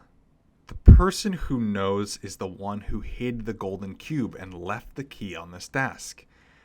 So we have to find that person now, she said, looking briefly crestfallen. But she quickly recovered, opening her game window and putting the key into her inventory. Yikes, it's after 9 already. We'll have to continue tomorrow. I agree, or I would, but, I said, considering very carefully how I ought to spoil. Well, something's going to happen in a bit that will surprise you, but definitely won't pose a danger to our lives. In other words, there's no HP boss, so react calmly. Huh? What do you mean? What's going to happen? Look, I wouldn't want to ruin the best part of the movie to you, would I? Just think of it as a roller coaster and enjoy the ride. That does not make me anticipate a good time, Asuna grumbled, looking around. There was no difference in the walls and shelves surrounding us. Eventually, she summoned her courage, closed her window, then grabbed my shoulder and spun me around. You go first, Kirito. Got it. I knew that the order we walked in wasn't going to matter for what happened next, so I stifled my mad grin and started walking back the way we'd come. We passed through the maze of shelves and reached the doorway. Now, back in the darkened hallway, I glanced over my shoulder at Asuna's nervous expression, then proceeded toward the distant door. On the left, we passed the doors of all the rooms we'd already searched. Soon, the light from my lantern in my left hand reached the entrance hall. It was practically a room of its own, so the light didn't catch every corner of the hallway. Even knowing that we were safe, and this second time passing through this location, I couldn't help but feel my nerves activating as I stepped into the entryway. Suddenly, there was a shoo sound, and a cloud of venomous green smoke ascended to block my vision. Normally, you'd stand a chance at avoiding a poison mist trap like this if you caught your breath in time. But since this was a forced event, that didn't matter. Behind me, Asuna screamed, and I reached out to grab her hand and keep her calm. The smoke soon reached the level of our faces. The moment I sensed the acrid scent, I felt my legs go numb, and we toppled to the floor. On the upper left corner, our HP bars were surrounded by the borders, the colors of the smoke. That indicated a paralysis state. But while under normal paralysis, you could still use your right arm, barely. Now we were completely unable to move, or even speak. Fortunately, the sense of touch was still intact. So, though our skin contact, I willed Asuna not to worry. In 30 seconds, the gas was completely gone, without a trace, and the source of it became visible in the light of the lanterns, which is now lay on the floor.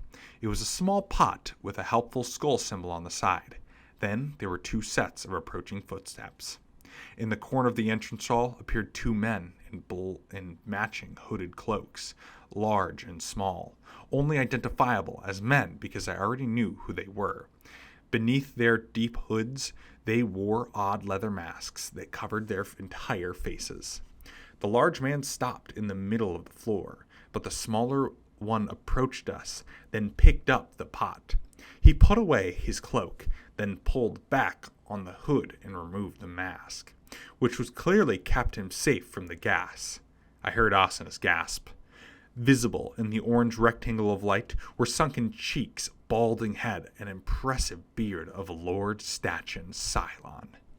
Well, well, I'm quite surprised, swordsman.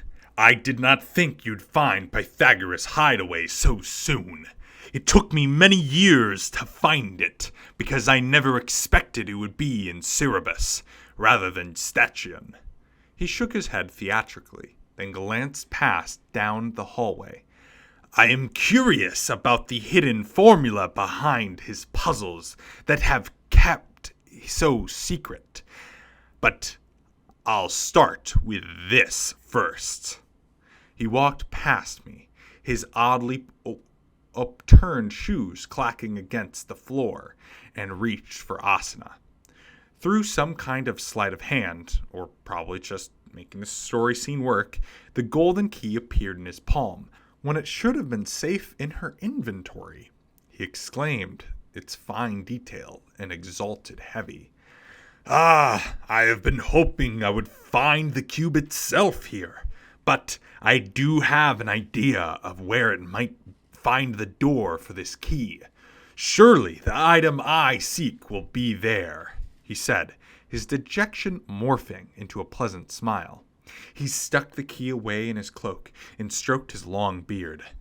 "You did very good work for me, swordsman. Normally, this is where I would say farewell. But, in fact, I have another job for you to do. Do you mind if I ask your cooperation once more?" He extended his left hand and snapped his finger.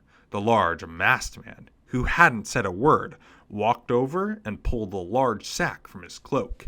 He knelt down, grabbed my collar with an abnormally thick fist, easily lifted me up, and tossed me into the sack. I'd experienced this once before, but in the beta. I beat the quest on my own.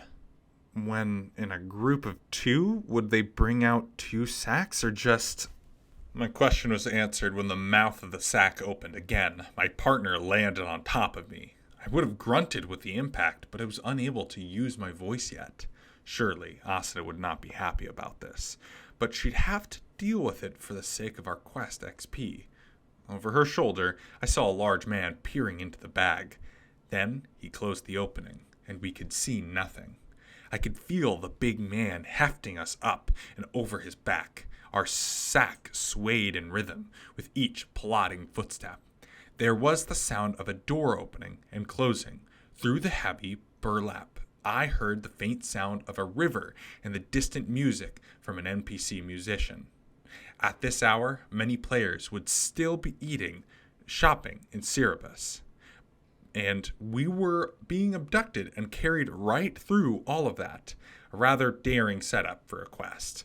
The sack was big enough for the 2 of us in it. What would happen if there was a full 6-man party? Before I could imagine the possibilities, there was a heavy thump, and we stopped swaying.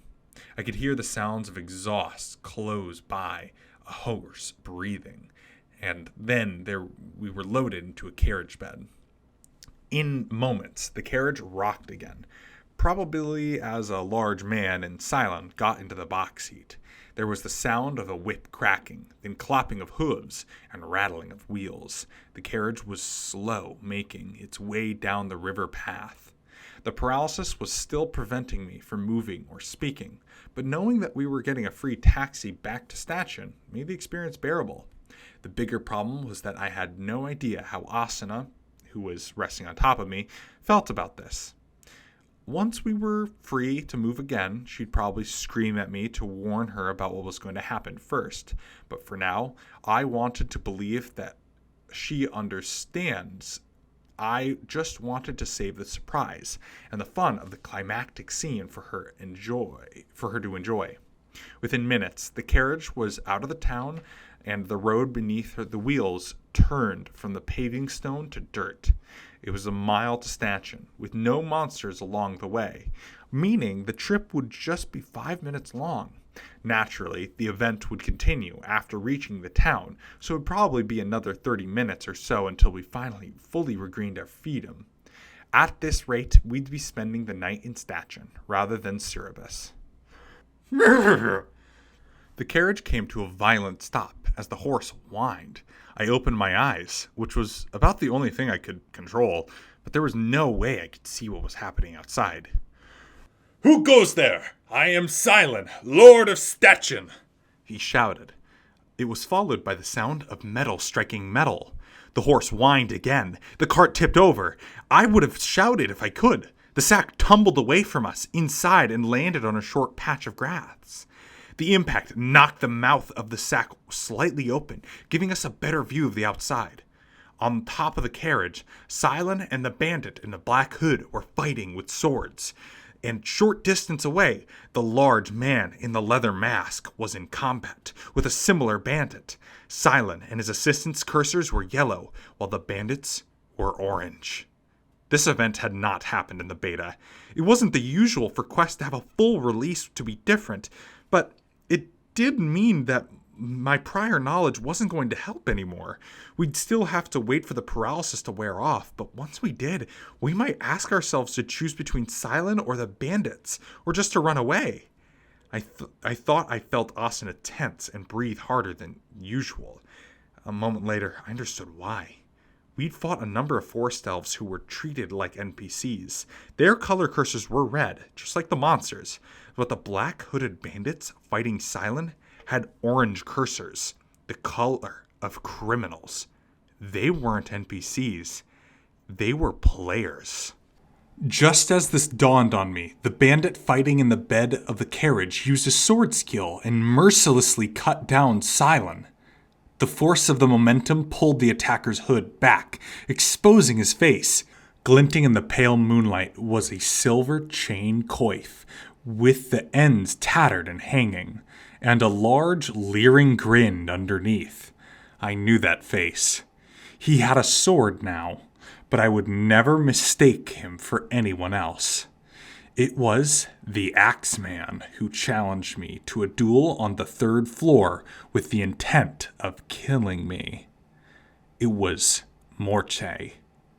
Cylon's paralyzing poison only immobilized the body and had no effect on the mind of the player, but I couldn't think for several moments.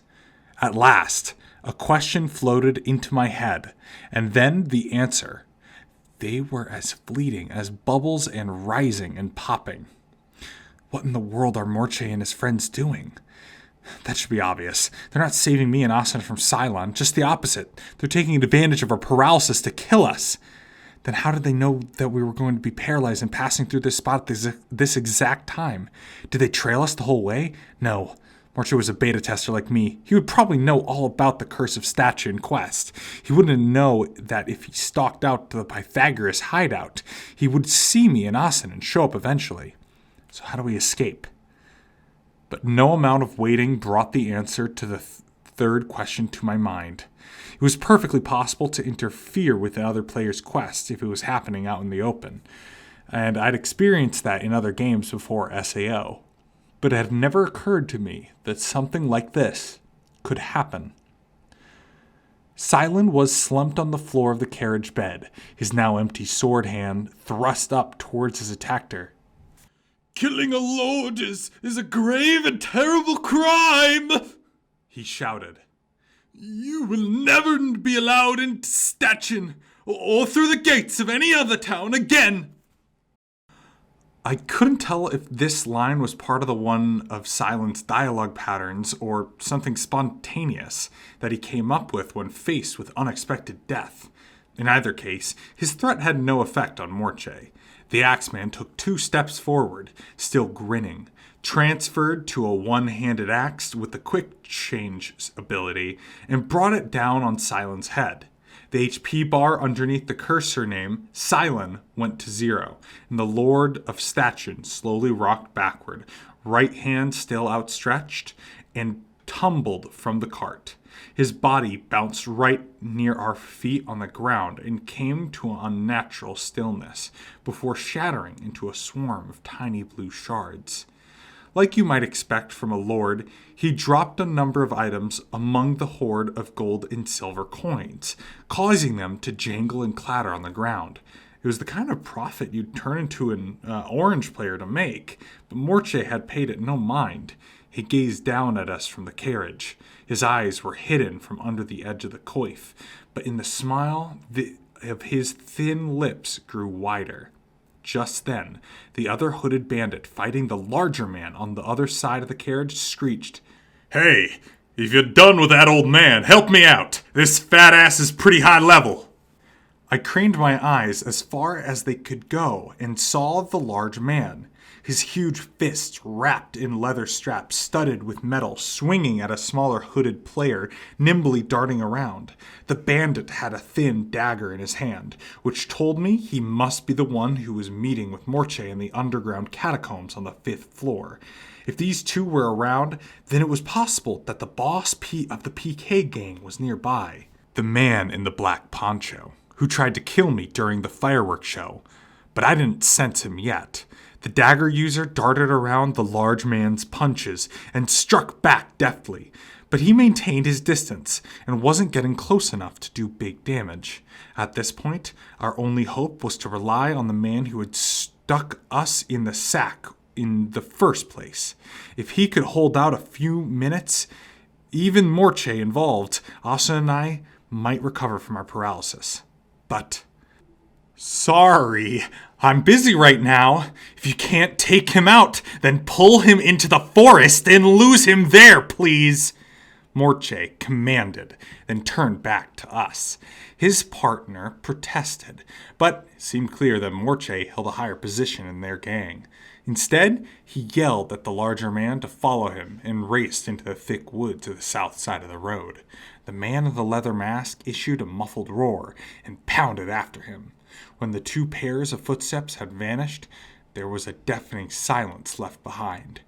For some reason, the usual calls of the night insects and owls hooting were completely gone.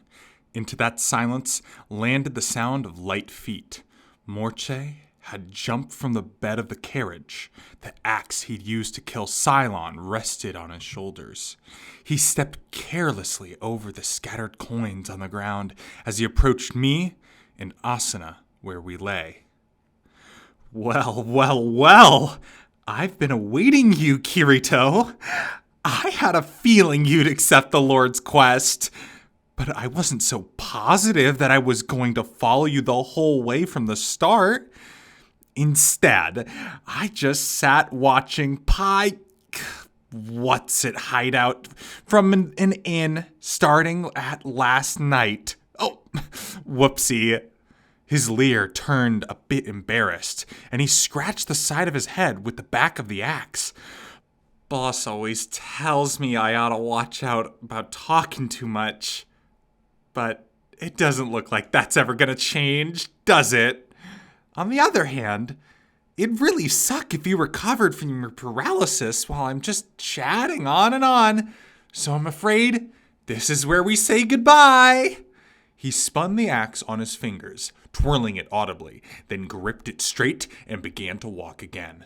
Just at that moment, the green border around Mai and Asuna's HP bars began to blink. 30 seconds until the debuff wore off, naturally. But 5 seconds was all he'd need to kill a defenseless player.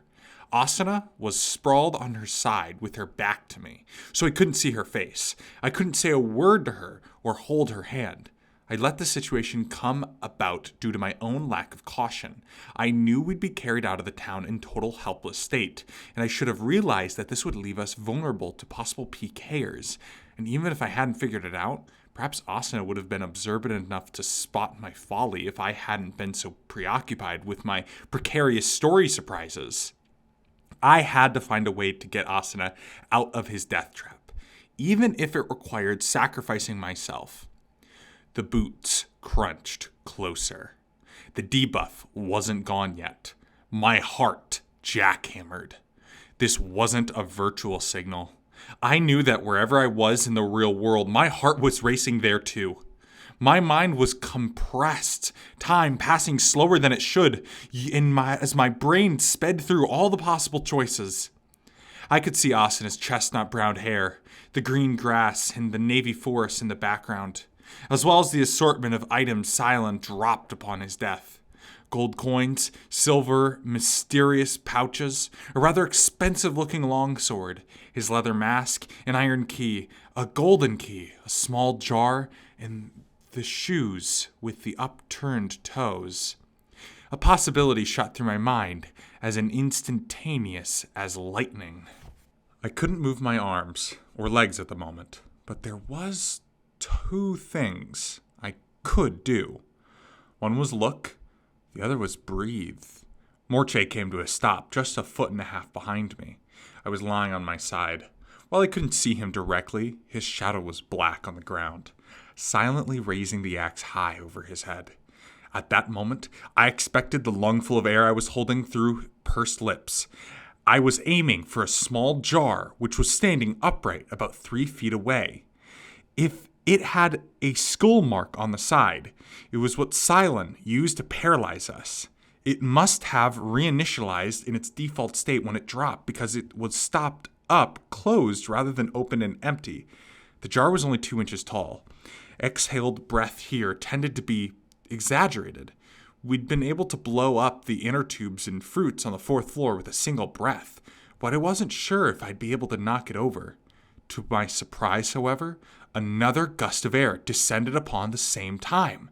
Austin had come to the same conclusion and attempted the same trick. The little jar lurched sideways with the force of 2 breaths at once. It tilted back, lurched forward, and toppled. The lid, which was simply resting in its place, rolled off onto the ground, and that viscous green smoke shot out with startling force. I sucked in a huge breath, deep breath of clean air, and held it. Instantly, the smoke enveloped us, turning everything green. I heard the clicking of a tongue and sensed Morche scurrying away. The blinking of the green border around my HP gauge grew quicker and quicker. In Aincrad, raising 2 different kinds of stats could allow you to exhibit physical strength and speed that were impossible in real life. But there were a few scant things in a full dive VR MMO that were still derived from your actual physical body. One of those things was lung capacity. If water covered your head, the game registered you in a drowning state. But as long as you held your breath, there would be no HP loss, since that breath was not only the avatars, but your physical bodies. That meant that the players who had higher lung capacity in the real world could move around longer underwater. The same property applied to holding your breath against poison gas. I didn't get much exercise in elementary or middle school, so my confidence in my lung capacity was low, but Cylon's gas had only lasted 30 seconds at the haunted house. I knew I could at least last that long. The problem was whether the paralysis still had that much time left. If Morche would stay clear of the full 30 seconds, it had to be 5-6 seconds since the gas started. And the HP bar border on the debuff icon were gone. Instantly, feeling returned to my body. I pushed myself up in my left hand, reaching for my sword with my right. That was when Morche came charging through the curtain of poison towards me. The gas was so thick that I could see a vague outline of the enemy shape. The same was true for Morche, but the blow he hurled, cutting through the smoke, was perfectly aimed at my face. If I blocked the head of the axe swooping towards me with my sword alone, I would lose in terms of weight and momentum. But I also didn't have time to slash at it from a crouched position. I had no choice but to put my left hand up behind the blade and assumed a 2-handed block pose. Morche's axe smashed against the side of the Sword of Eventide, spraying sparks that were nearly blinding, even in the thick haze. The impact was so strong that I was briefly afraid my sword would break, but the Yalflis clan legendary blade absorbed it vigilantly, the rebound buckling Morche's stance slightly.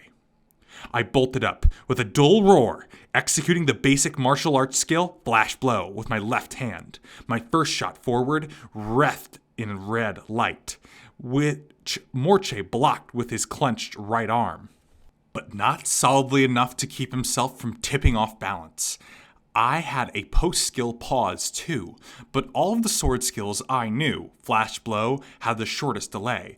When I recovered less than a second later, Morche was still reeling. His right side was guarded by his tough-looking axe, but his left was defenseless. The best way to strike him there would be a long sword skill horizontal. No, wait. When I fought Morche in the Forest Elf camp on the 3rd floor, he used a quick change to switch his sword to his axe, but he also brought up a round shield along the side of the axe. But now his left hand was empty. Did he change his style? Why? To make me think his left hand was empty. I gritted my teeth and stopped myself from using the sword scale I was just about to cue up, pulling back my blade. At the same moment, Morte snapped his left wrist and threw something at my face. The object split the poison gas and deflected off my sword, which I barely lifted in time. Based on the loud metallic clang and the strength of the impact, I could guess it was a throwing pick, probably poisoned. In the time I drew my sword back to defend, Morte had recovered, but he chose to withdraw rather than counterattack. He jumped backward, and I followed, careful for any additional throwing darts. In 5 seconds, I was out of the poison gas, so I expelled my breath and sucked in fresh air. 5 yards up ahead, Morte took a breath of his own, his mouth wide with glee. Well done, Kirito! I can't believe you blocked that! Say, wherever did you get that very dangerous and rare poisoned pick? I asked him, glancing at the polished sword of Eventide to see what was reflecting off its surface from behind me. Austin recovered at the same time I did, but she hadn't left the green smoke yet. The debuff icon was gone from her HP bar, so I knew she hadn't sucked in a new dose of it, but I didn't know what reason she might have for not moving yet. Well, if I told you that, you'd go get it for yourself, wouldn't you? It's surprising how useful these things can be. Morte leered, reaching down to draw a fresh one from his belt. Poison in SAO, especially the paralyzing kind, was incredibly dangerous, as evidenced by the way he nearly used that paralysis event to kill us. For that reason, it was very, very hard for players to make use of it. Not only was it difficult enough to craft in a high-level paralysis agent with a mixing skill, spreading it on your weapon alone did not have any effect. The weapon itself needed to have an extremely rare toxicity attribute, and I'd never seen a weapon like that, much less found one. The man in the black poncho, Morte's boss, had claimed the knife he had on my back was an augmented with level 5 paralysis and level 5 poison, but I later discovered that this was just a bluff. But the 4-inch pick Morte had between his fingers was shining with oily residue under the light of the moon. He'd clearly given up his side shield and accepted the irregular equipment status that made him ineligible to use sword skill. All just so he could perform a sneak attack with this thing. So it had to be poisoned weapon. Whatever solution he'd put on it, I was not going to let it hit me. Fortunately, picks were disposable weapons by nature, with both buyable and droppable versions coming in sets of 3. The first one Morte threw went into the forest somewhere, so he had 2 left. If I could remove them from the equation, I had the advantage. Morte leered, softened a bit. He pushed his axe forward and hid his throwing axe behind it. I set my sword up at mid-level, ready to deflect from any angle. The poison gas behind me was still there. It only lasted 30 seconds when Silent had gassed us, so I assumed it would be the same here. But what if the activation period was compressed just for the event, and once it had dropped for a player, the length was longer? If it was 2 minutes, or even just 1, I couldn't guarantee that Asana's breath would hold out. If the paralysis was gone, why wasn't she emerging from the smoke? Right as I started to get legitimately worried, I heard a screech from the far side of the smoke cloud. Whew, finally lost him. Hey, you done over here yet? The second hooded man who pulled the NPC into the woods returned sooner than I expected. I gnashed my teeth and couldn't get it free. I'd have to fight 1-on-2 while protecting her. In fact, her life was top priority, so if need be, I'd have to sacrifice myself so that my partner could escape. In the flat of my blade, my impromptu rearview mirror, I saw a dark hooded figure skirt the poison cloud at a wide distance. Damn, he's still alive? What's up with this smoke anyway? We weren't supposed to be using this, right? It's not mine. Kirito here found a way to utilize the NPC's poison item. Morte replied. The second hood clicked his tongue theatrically. What a pain in the ass. On the other hand, Maybe I'm lucky now that I get to finish someone off. I still haven't gotten over my rage at having my chivalric rapier stolen from me on the 5th floor. Hey, where's the woman?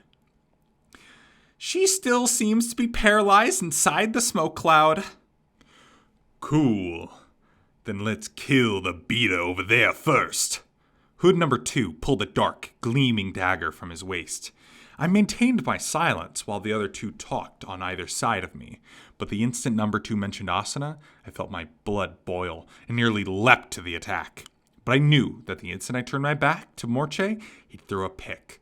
The Code of Midnight I'd power up at the Dark Elf camp was still powerful enough to hang here on the 6th floor, despite it being the last attack bonus prize for beating the boss on the very 1st floor.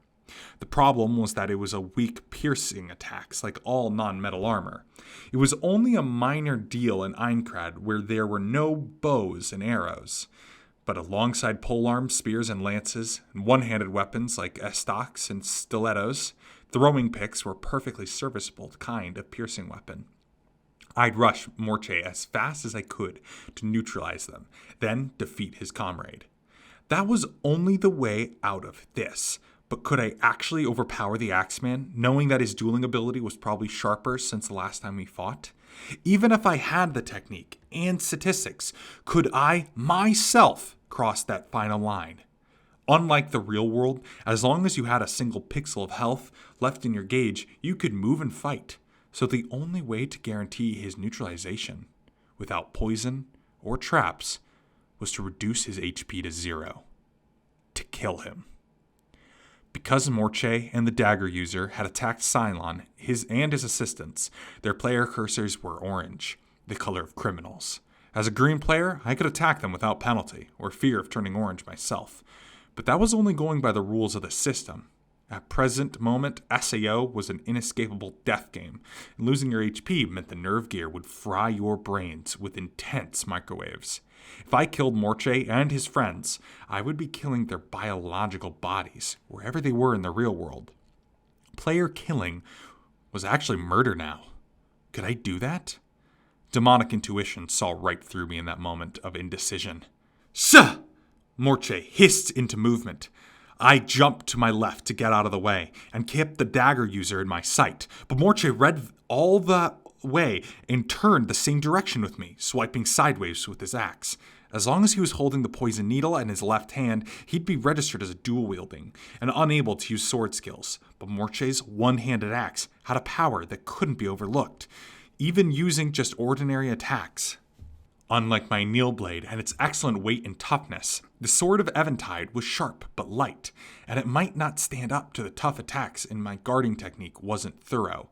When I landed, I swayed backwards, and the thick blade of the axe roared directly where my neck had been. The swing was so heavy that Morche ended up exposing his back to me. Despite my stance, I could have attacked him from that position, but Hood number 2 was bearing down on me with his dagger. If they trapped me front and back in the open, I'd get hit by that poison pick eventually. I needed to lure them into the woods on the north side of the road so that I could fight with my back against a tree. I bent my knees, ready to jump again. Just then, the green cloud of smoke behind number 2 split down the middle. It was a fencer, dark red hooded cape flapping behind her, silver rapier in hand. Her face was hidden behind a monstrous leather mask. The gas mask Cylon used in Pythagoras' hideaway and dropped upon his death. Austin had been lurking in the midst of the gas for over a minute because she'd been wearing it. But Morche, who's trying to pull his axe momentum back toward me and on to the onrush of Hood number 2, failed to notice her. She could take the advantage by using a sword skill against the second one's defenseless back. But the question was, could Asuna, who never experienced a duel as a form of truly mortal combat, actually do this? She hesitated for even an instant during activation. The skill would fumble, and she'd be frozen in place, open to devastating counter. Although this moment of breath-stopping apprehension, I kept my focus on Morche's axe. If my expression caused number 2 to realize the back attack, Asuna's patience and trickery would be lost. I had to believe in my partner. Sir! Morche swung the axe again. I stepped back only a little as I needed to avoid it, keeping my eyes on his left hand. He was looking for me to block the axe, giving him an opening to throw his pick. So I had to keep out of the way, with swaying and quick-stepping. Out of the corner of my eye, I saw Asuna racing at incredible speed to close the gap, pulling back her rapier to strike. Her target was rapidly slowing, perhaps noticing the footsteps behind him. The fierce point of her weapon shone a brilliant red. Asuna's right arm and sword melted into a flow of light. As I prepared for Morche's third strike, I sent a silent message to my partner. Go, Asuna. There was a series of heavy impacts. Her sword skill, triangular, hit the man right in the back, knocking over a third of his health.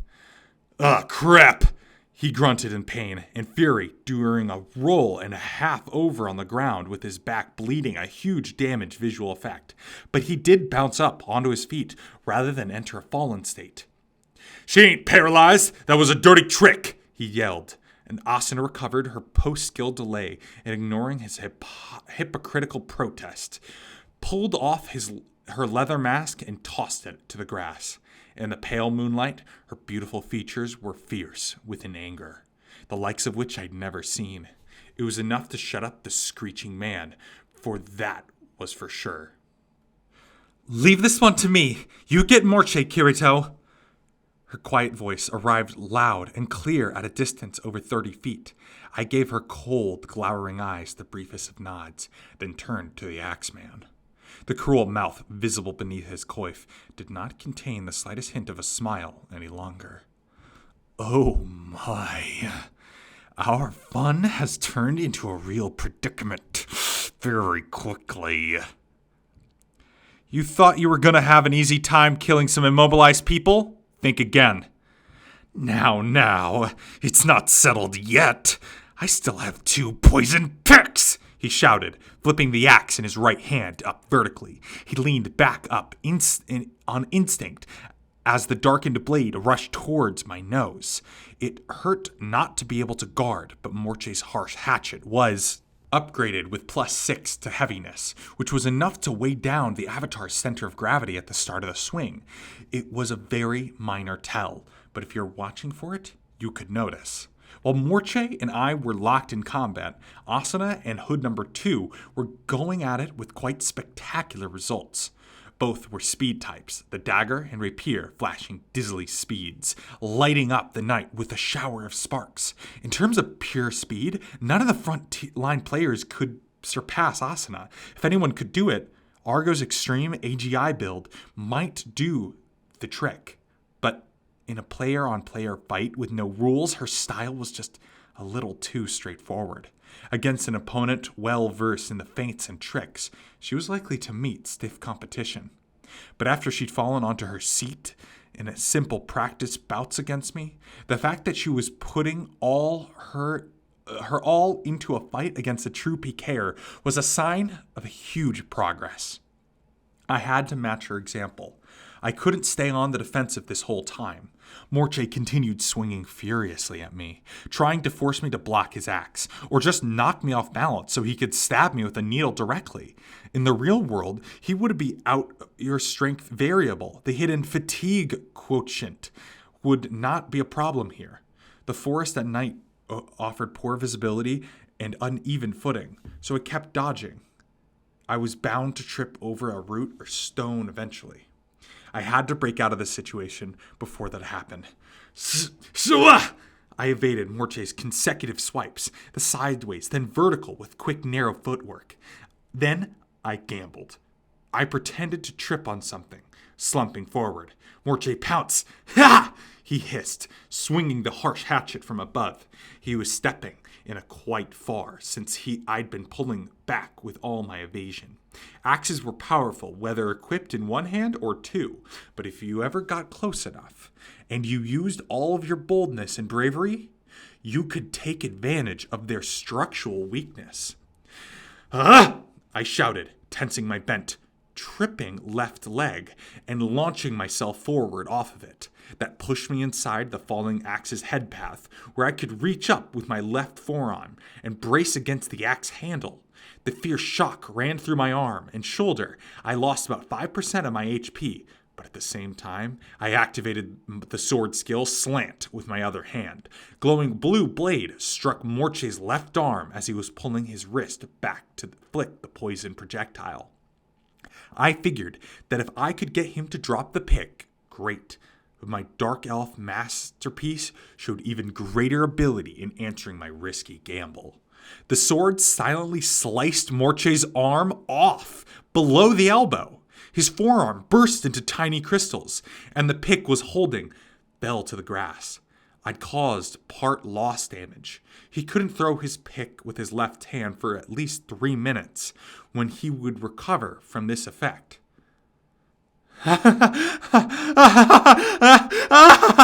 Morche chuckled, either as a bluff or as a sign that he had tricks still up his sleeves. He jumped backward, vivid red particles spilling from his severed arm like blood. I wasn't the type to pursue further attacks in a duel after I'd already struck home. Throwing together sword skills in pursuit of maximum damage also maximize your own vulnerability, and it was very easy to suffer devastating consequences when caught up in the moment. But in this one instance, as soon as my skill delay was over, I rushed forward, chasing after Morche as he withdrew. It seemed I was angrier than I realized at the PKers for going after Asuna, and at myself for not recognizing the danger of the paralysis event. Ah! I bellowed from the deep in my gut, thrusting the sword with a twist of my wrists. Multiple traces of pale blue light shot from its hip, and invisible force pushed me from behind. It was a low thrusting skill, Rage Spike.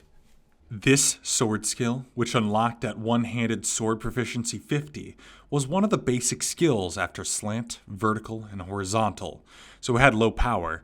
But unlike Sonic Leap, which involved jumping high and striking downward, it thrust in a straight line along the ground, making it more accurate and harder to defend against. With his left hand gone and no longer wielding a weapon in both hands, Morche was now free to use sword skills with his axe. But seeing me bent over, racing along the ground, he instantly abandoned the idea of countering. He flipped the axe over and held it before him to guard. The axe handle was essentially just a round stick, though some could have spikes or little blades of their own. But because of that structure, it was the weapon's weak point during an attack. Though, unlike swords, an axe shaft was much less likely to be destroyed when defending, no matter how it was struck. And it was Morche's skill. He wouldn't have too much trouble guarding against my thrust with the handle, even one less than an inch thick. However, a thrust, when blocked, could still knock back the target. Now was the time to put everything into the strike without the fear of reprisal, to let him know what he was dealing with. Yeah! I bellowed, unleashing my sword straight for his chest. Morche hissed, brandishing the axe handle in the path of the pale blue line. The tip of my sword rushed forward, ready to split the steel pole. And then, as though the sword moved on its own, the tip swayed a tiny bit to the right. A perfectly hard, implacable sword of Eventide, in this single moment, took on a living suppleness, twisting itself to evade its obstacle, or so it seemed to me. It grazed the edge of the harsh hatchet just enough to create sparks, then regained its usual hardness, striking an inch to the right of Morche's center, directly into his heart, a critical point with terrifying accuracy. The Axeman's slim fitting, the dark gray scale armor, was wetly semi-reflective, suggesting it was made not of metal, but some monster hide material. It looked easy to move in and quiet, ideal for PKing, but its ability to deflect piercing and thrusting attacks was no different from my long coats. So the sword of Eventide, rather than stopping as it would against some thick metal plate, sliced through the gaps between the scales and sank deeper and deeper. Kdim! I'd used the skill more times than I could count, and even I'd never heard it produce that kind of blast. It vibrated through my palm hard enough to shake my very skull. The lighting effect the impact produced was 2 or 3 times brighter than usual, making my vision go hazy and blue. Sound, light, feedback. This was true of a critical hit, and a weak point critical hit too. When the flash subsided, over half my sword was embedded in Morche's chest. The HP bar in the middle of the orange cursor, floating over the axeman's head, began to dwindle. It seemed to move slower than usual, perhaps because I was in a state of heightened alert, but it showed no signs of stopping. From a nearly full position, it dropped to 70, then 60, then 50%, and lower, into the yellow warning zone. I was certain it would stop soon, but the yellow line continued narrowing at the steady pace. It was down to 40%, then 35, and 30. Now into the red warning zone. The bar headed even closer to the left of the gauge. When he challenged me to the half-finished duel on the 3rd floor, Morche softened me down to just over half my HP so he could destroy the remainder in the final blow, a dual PK. But ultimately, that fight ended with both HP bars just over 50%. 25. 23. It kept going. Was it possible to completely eradicate all high-level players' HP in a single blow, even with a true critical hit against a weak point? Growing red light spilled where the elven sword struck into Morche's chest, pulsing like blood. Through the palm of my right hand, I felt it trembling like a heartbeat. Neither I nor Morche budged an inch. A number of times in the past, I'd suffered so much damage at once that I couldn't even breathe, much less move, while my HP bar dropped. That was hard enough in the beta. Now, the consequences of death were permanent. If I didn't stop, then Morche, the guy lying on some bed somewhere in Japan, would be put to death by his nerve gear. Without realizing it, I glanced from his red HP bar to the face under his chain coif. The red light pouring from his heart cast a faint glow on the upper half of his face, which was consistently sunken in shadow otherwise. My first glance at the PKer showed me an ordinary young man, maybe a few years older than me, but still a teenager. His gaping eyes stared at the space over my right shoulder, at the HP bar of mine that only he could see. He wore no true expression, but his lips, which were normally curled into a sneer, now parted slightly, as if mouthing in disbelief. My mouth was open too, and I wanted to ask him, even just through the movement of my lips, why he would ever choose to PK in a world like this one. When a voice, in an extreme grating, high-pitched, registered in my eardrums from behind. "Mamoru, pull the sword out!" In an instant, I finally understood. Morche's HP hadn't dropped this far just because of the combined critical hit. He was suffering continuous piercing damage. With my sword still stuck in him, his HP continued to bleed out of him. When he realized this too, Morche let out an uncharacteristic panicked wail. He dropped the harsh hatchet and grabbed the sword of Eventide blade with his right hand. If I clutched the handle of the sword with both hands and pushed it toward the hilt, I could kill him in less than 5 seconds, and I probably ought to. He tried to use the paralysis event to kill Asuna and me. If he survives this, he will probably try something similar again. I didn't want to die, and I especially didn't want Asuna to die. She was going to grow into a far greater warrior than me, lead the game's population to victory, and save thousands of lives. Nothing was more important than Asuna's life. So it was utterly critical that I took this step now to...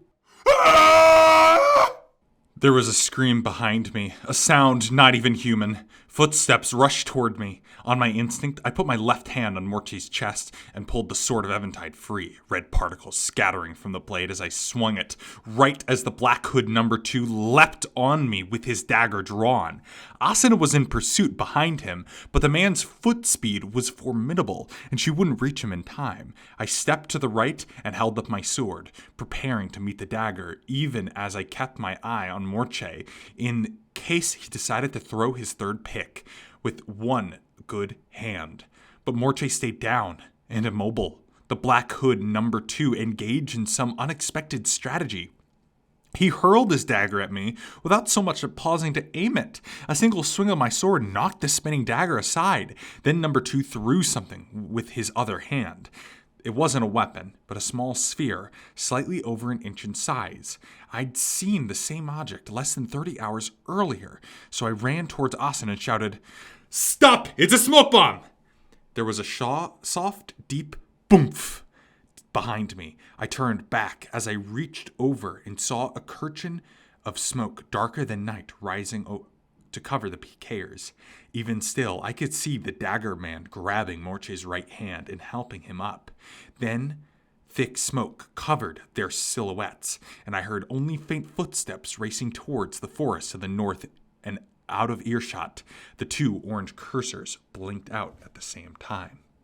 I already knew the smoke screen didn't confer any system debuffs, so if I was chased after them, there was a high possibility I could take them both out for good, or at least gravely wounded Morche. But my feet felt so heavy that my knees sank into the grass, and Asuna made no move after them either. The cold night breeze swished through the trees, finally disappearing the green poison gas and the fresh dark smoke screen. When the air had cleared, Asuna dropped the chivalric rapier into the sheath at her side and muttered, "What did he mean, Mamoru?" If he hadn't said that, I wouldn't have hesitated about chasing them. While Morche had been suffering that continuous damage, the Black Hood number 2 called him Mamoru. It was either a nickname between comrades, or I had to stop myself from continuing that thought, and put my sword back where I normally kept it. I was almost there, but I wasn't able to go through with killing him. When I drew my sword, I was so certain I would never let him do the same thing again. "I wonder if they'll come back," Asuna muttered. I thought it over a bit. They probably will, and they'll have some kind of new PK scheme that we could never see coming. After I said that, I realized there was something else I should have said right away. I turned to Asuna, looked into her curious eyes for a third of a second, then looked away and bowed my head to her. "I'm sorry, Asuna.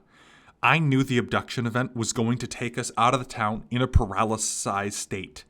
So I should have realized that this could happen. And because I wasn't thinking straight, I exposed you to danger. I'm really, truly sorry." Upon further reflection, I'd earned Asuna's anger on numerous occasions since our partnership began on the first floor. I couldn't even recall the exact number of times she's thrown a pillow or jabbed at me on the side of the floor alone.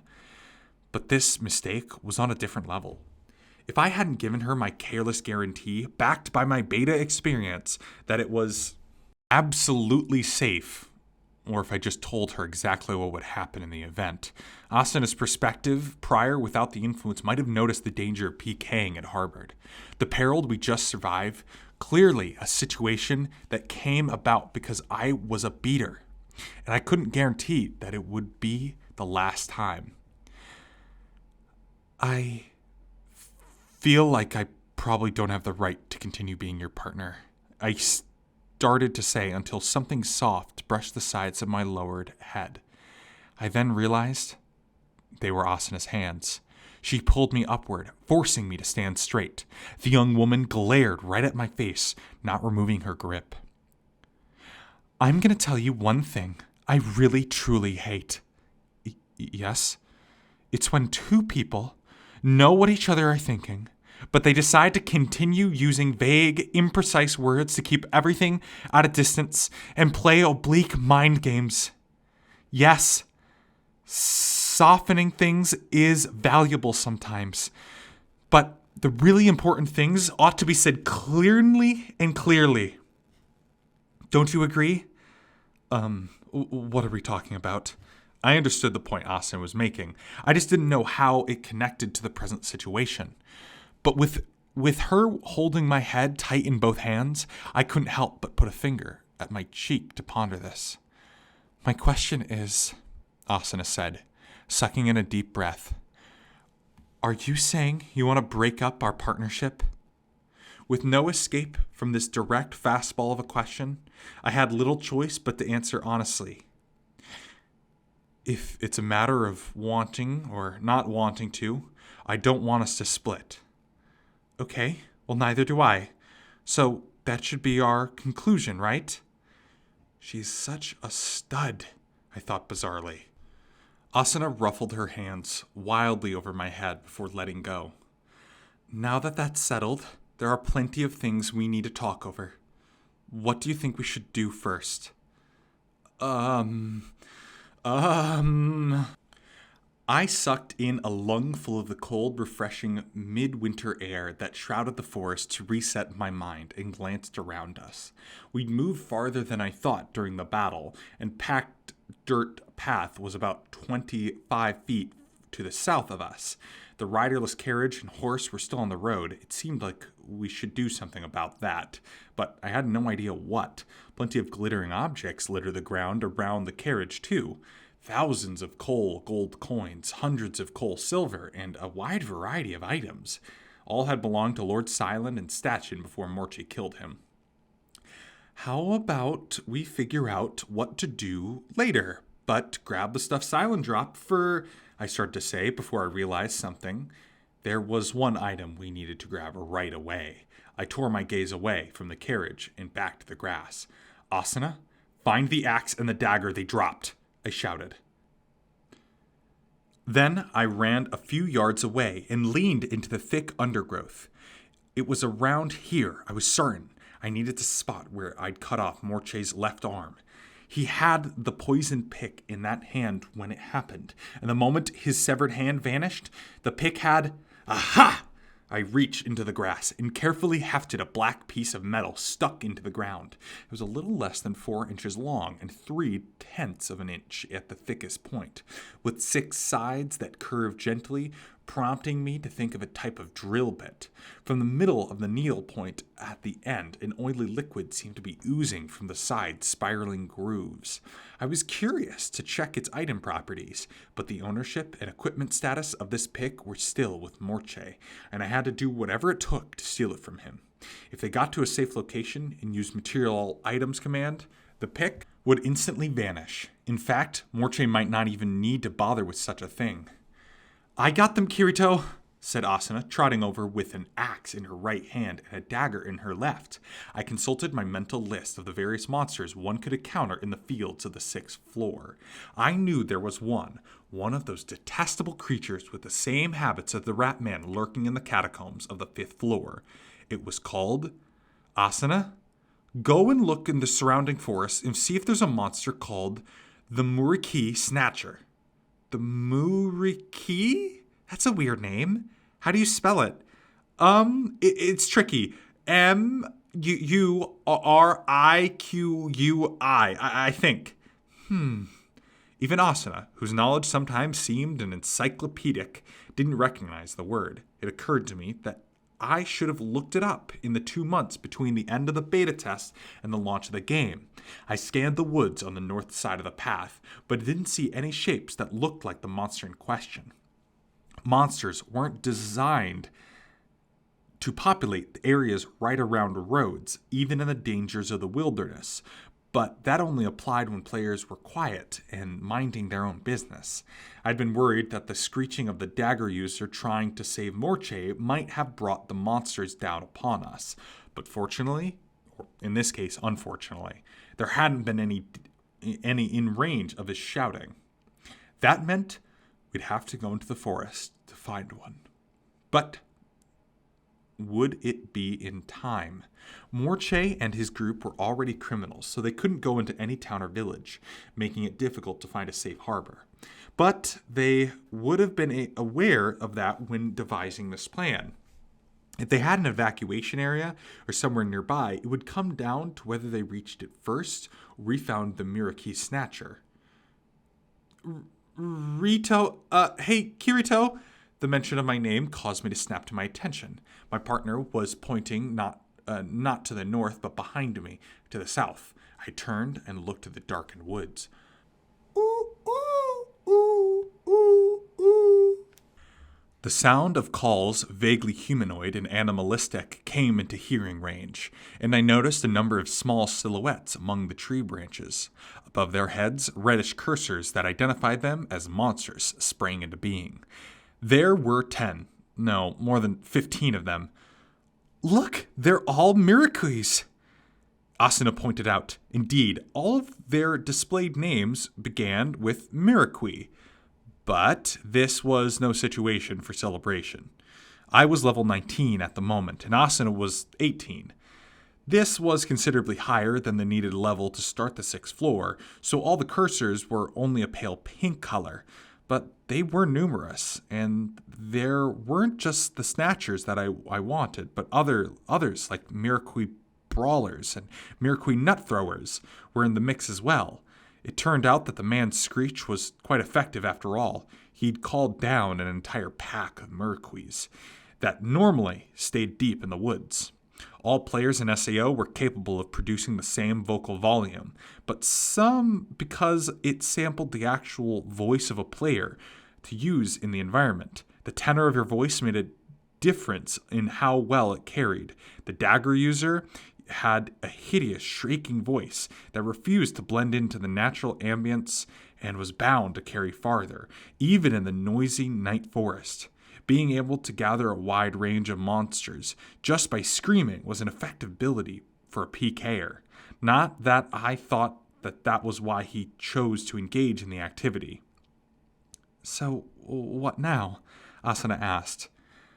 It was directed at me, of course, but a number of Mirakuis descended from the tree branches down vines and trunks, though answering that query. Woohoo! They called, approaching. Abandoning the carriage. Once out from under the tree canopy, the moonlight illuminated their forms. Oh, they're monkeys, Asuna remarked. Indeed, the Mirakuis were monkey-type monsters, with furry coats, tails, and long arms. They were much smaller than the apes that appeared in the higher floors, and only 4 feet tall when upright. But they were also very quick, and they made use of the trees and leapt about in 3 dimensions in aggravating ways. 4 of them had gone onto the ground, 3 of which were snatchers, like the kangaroo-like pouches on their bellies, and the last was a brawler with a club-like stick in its hand.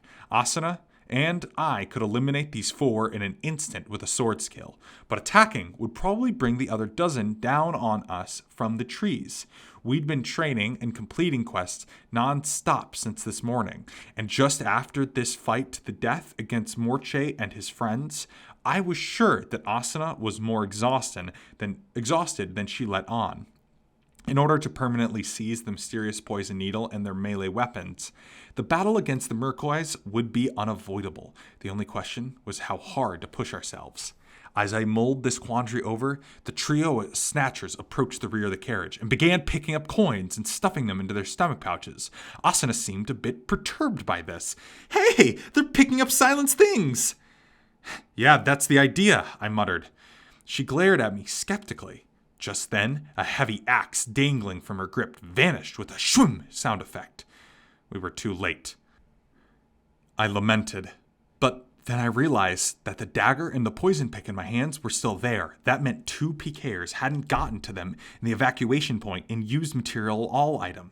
Morche had just used quick change to retrieve his main weapon, the one-handed axe. Since the same thing hadn't happened to these items, that meant the dagger user didn't have the quick change mod yet. Still, an all-crucial poison pick was likely to vanish within the next minute.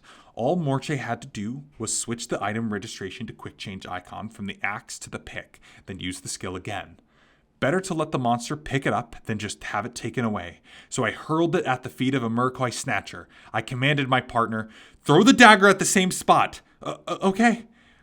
Asuna tossed the black dagger. One of the snatchers approached it, hooting, and quickly scooped both the pick and the dagger onto its pouch. They had the robbing skill, so ownership of the item instantly transferred, and neither quick change nor materialize. All items could remotely cover them. Once the pack of Murkois finished taking all the items, they'd retreated deep into the forest, so the odds were nearly zero that Morche and his friends would find the right monkey to defeat them and take their weapons back. I told myself that this course of action was for the best, and turned to Asuna so that I could suggest that we head back to town. But before I could, she murmured, I see. I finally understand. You wanted to do the same method when you got my rapier back in the 5th floor. What? Let's beat them before they get away. You can get the one with the stick, Kirito. She's such a bundle of energy. I couldn't help but marvel, before I snapped out of it and hurried after my partner. Once it was all over, I realized that the pack of 16 Miraquais hadn't been as dangerous as I'd feared. Because we fought them near the road rather than in the woods, they couldn't use their nimble Cimmerian evasion techniques through the trees. The worst part ended up being the Miraquai nut throwers tossing hard shells at us from behind. But once you got used to them, it was pretty easy to swat the projectiles out of the air. Also, the snatchers usually ran as soon as you attacked them when alone. But in a pack, they would stand their ground to the end. This made it quite easy to ensure that we all got back the items the trio snatchers took. If anything, the biggest problem for us was after the battle with the monkeys, when Silent's large assistant plodded back out of the trees. I'd completely forgotten about him. But now that he was the second attacker had left him behind in the woods, he'd faithfully returned to his carriage. I was worried it would turn into another fight, but the man in the gas man simply plodded up to the box of the horse cart and drove it down the road to Statchen without a glance at us. I wasn't sure if he even registered that his master was dead or not. With all traces of the night's events gone from the forest, Asa and I made our way back to Suribus, which was closer trip than Statchen at this point. So sleepy, so tired, so hungry. As soon as we passed through the town gates and the tax reading safe haven vanished, Asuna slumped against the pillar of the gate. Then she looked at me and frowned. What kind of expression is that? Oh, just the kind that you said, the kind of thing that I'd normally say first, I replied. She looked at me for a few moments, aghast, then slumped even farther. You know, I can't even bring myself to deny the slander. Let's just get to the inn. Good idea, I said, checking out the main street, which was much quieter now. If we proceeded through the abduction event as it was meant to go, without Morche's interference, we'd have been released in Statchen after a brief scuffle, and stayed in the inn over there. Now that they were unexpectedly back in Cerberus, we had to deal with the issue of the overbooked inn rooms that Argo warned us about. Oh, well, I don't think we're going to find 2 single rooms side by side, I suggested warily. Asuna blinked blearily at me and mumbled, A 2-bedroom suite is fine. That was the original idea, remember? That was indeed what we had discussed. But it was mostly the protect against PK attacks, and now that Morche's group wasn't likely to strike again for a while, I didn't seem necessary for the next day or two. On the other hand, the man in the black poncho, who was the ringleader, didn't make an appearance this time, and the only lasting damage we did to them was a metal material, so there was no guarantee they wouldn't come back as soon as tonight. Got it. In that case, I think there was a good spot on the left bank of the river. Let's try that one, I suggested. Asuna mumbled in an affirmative and stood up unsteadily. She reached out towards me, causing me brief panic when I thought she wanted to hold my hand. Instead, she grabbed the end of my belt, which stuck out of my coat. So, with Asuna on autopilot, allowing me to chauffeur her around, I took us on a 4-story building close to the north gate. It was an above-average inn for Cerebus. On the top of it, all the rooms had balconies facing the river, giving it the best view in the town. The Jade and Kingfisher was about 8% full, probably because of its unassuming signage, and if we didn't care about being adjacent, we could have taken 2 single rooms. But Asuna, who was still clutching my belt, ordered the deluxe suite room without a moment of deliberation. My partner seemed to be completely out of batteries. I pushed her up the stairs and opened the puzzle-free door to our room. A huge window straight ahead showed us the night view of Cerebus. If we went on the balcony, we'd see the lights of the town reflecting on the river below. But Asuna staggered into the center living room and glanced at the bedroom doors on the opposite walls. "I'll take this one. Good night," she said, yawning, and vanished into the room on the left. I heard the sound of her equipment being removed, and then silence. I snuck up to the door and saw Asuna, still in her regular clothes, face down in a spacious bed. After a few seconds of hesitation, I entered the room and grabbed the edge of the sheet covered beneath her. I carefully pulled it and rolled over Asuna. She was already fast asleep, so that face up atop the sheets and pillows, I then laid the blanket back over, whispered, "Good night," and then left the room. After a moment, I decided to leave her door open. Back in the living room, I exhaled. It was indeed a deluxe accommodation. There was a very fancy set of furniture in the middle of the room, with a basket of fruit on the table between the sofas. I picked up a fruit that had the shape of a kiwi and the color of a strawberry, and took a bite. It had the texture of a banana, with a pineapple flavor. As I ate, I reflected on the past. When we stayed at a deluxe room in Zumfoot on the 3rd floor, there was a fruit basket there too. I recalled Asuna hurling a fruit that tasted like a mix of apple, pear, and lychee at me. But even though it only was 2 weeks ago, I couldn't remember why she had done it. And yet, I could distinctly recall the conversation we had there. "If I'm ever more of a hindrance than help, you'd better tell me," Asuna had said as we were lying down on adjacent beds. Her reasoning for leaving the town of beginnings was so that she could be herself, not so she could have me protect her. Since that day, Asuna had worked tirelessly to continue proving that statement true. She absorbed a massive amount of information about how the game worked, and she got better at fighting. And she got over her fear of dueling other players. As I taught her in the Dark Elf camp this morning were a few technical pointers and some tips about mindset. And tonight, she'd held her own against Morche's partners. If I was going to beat her in a duel at this point, I couldn't win with fundamental abilities alone. I'd need to use some kind of higher level trick. So worrying endlessly about exposing Asuna to danger was, in a way, an insult to her. But this knowledge didn't help me stop blaming myself.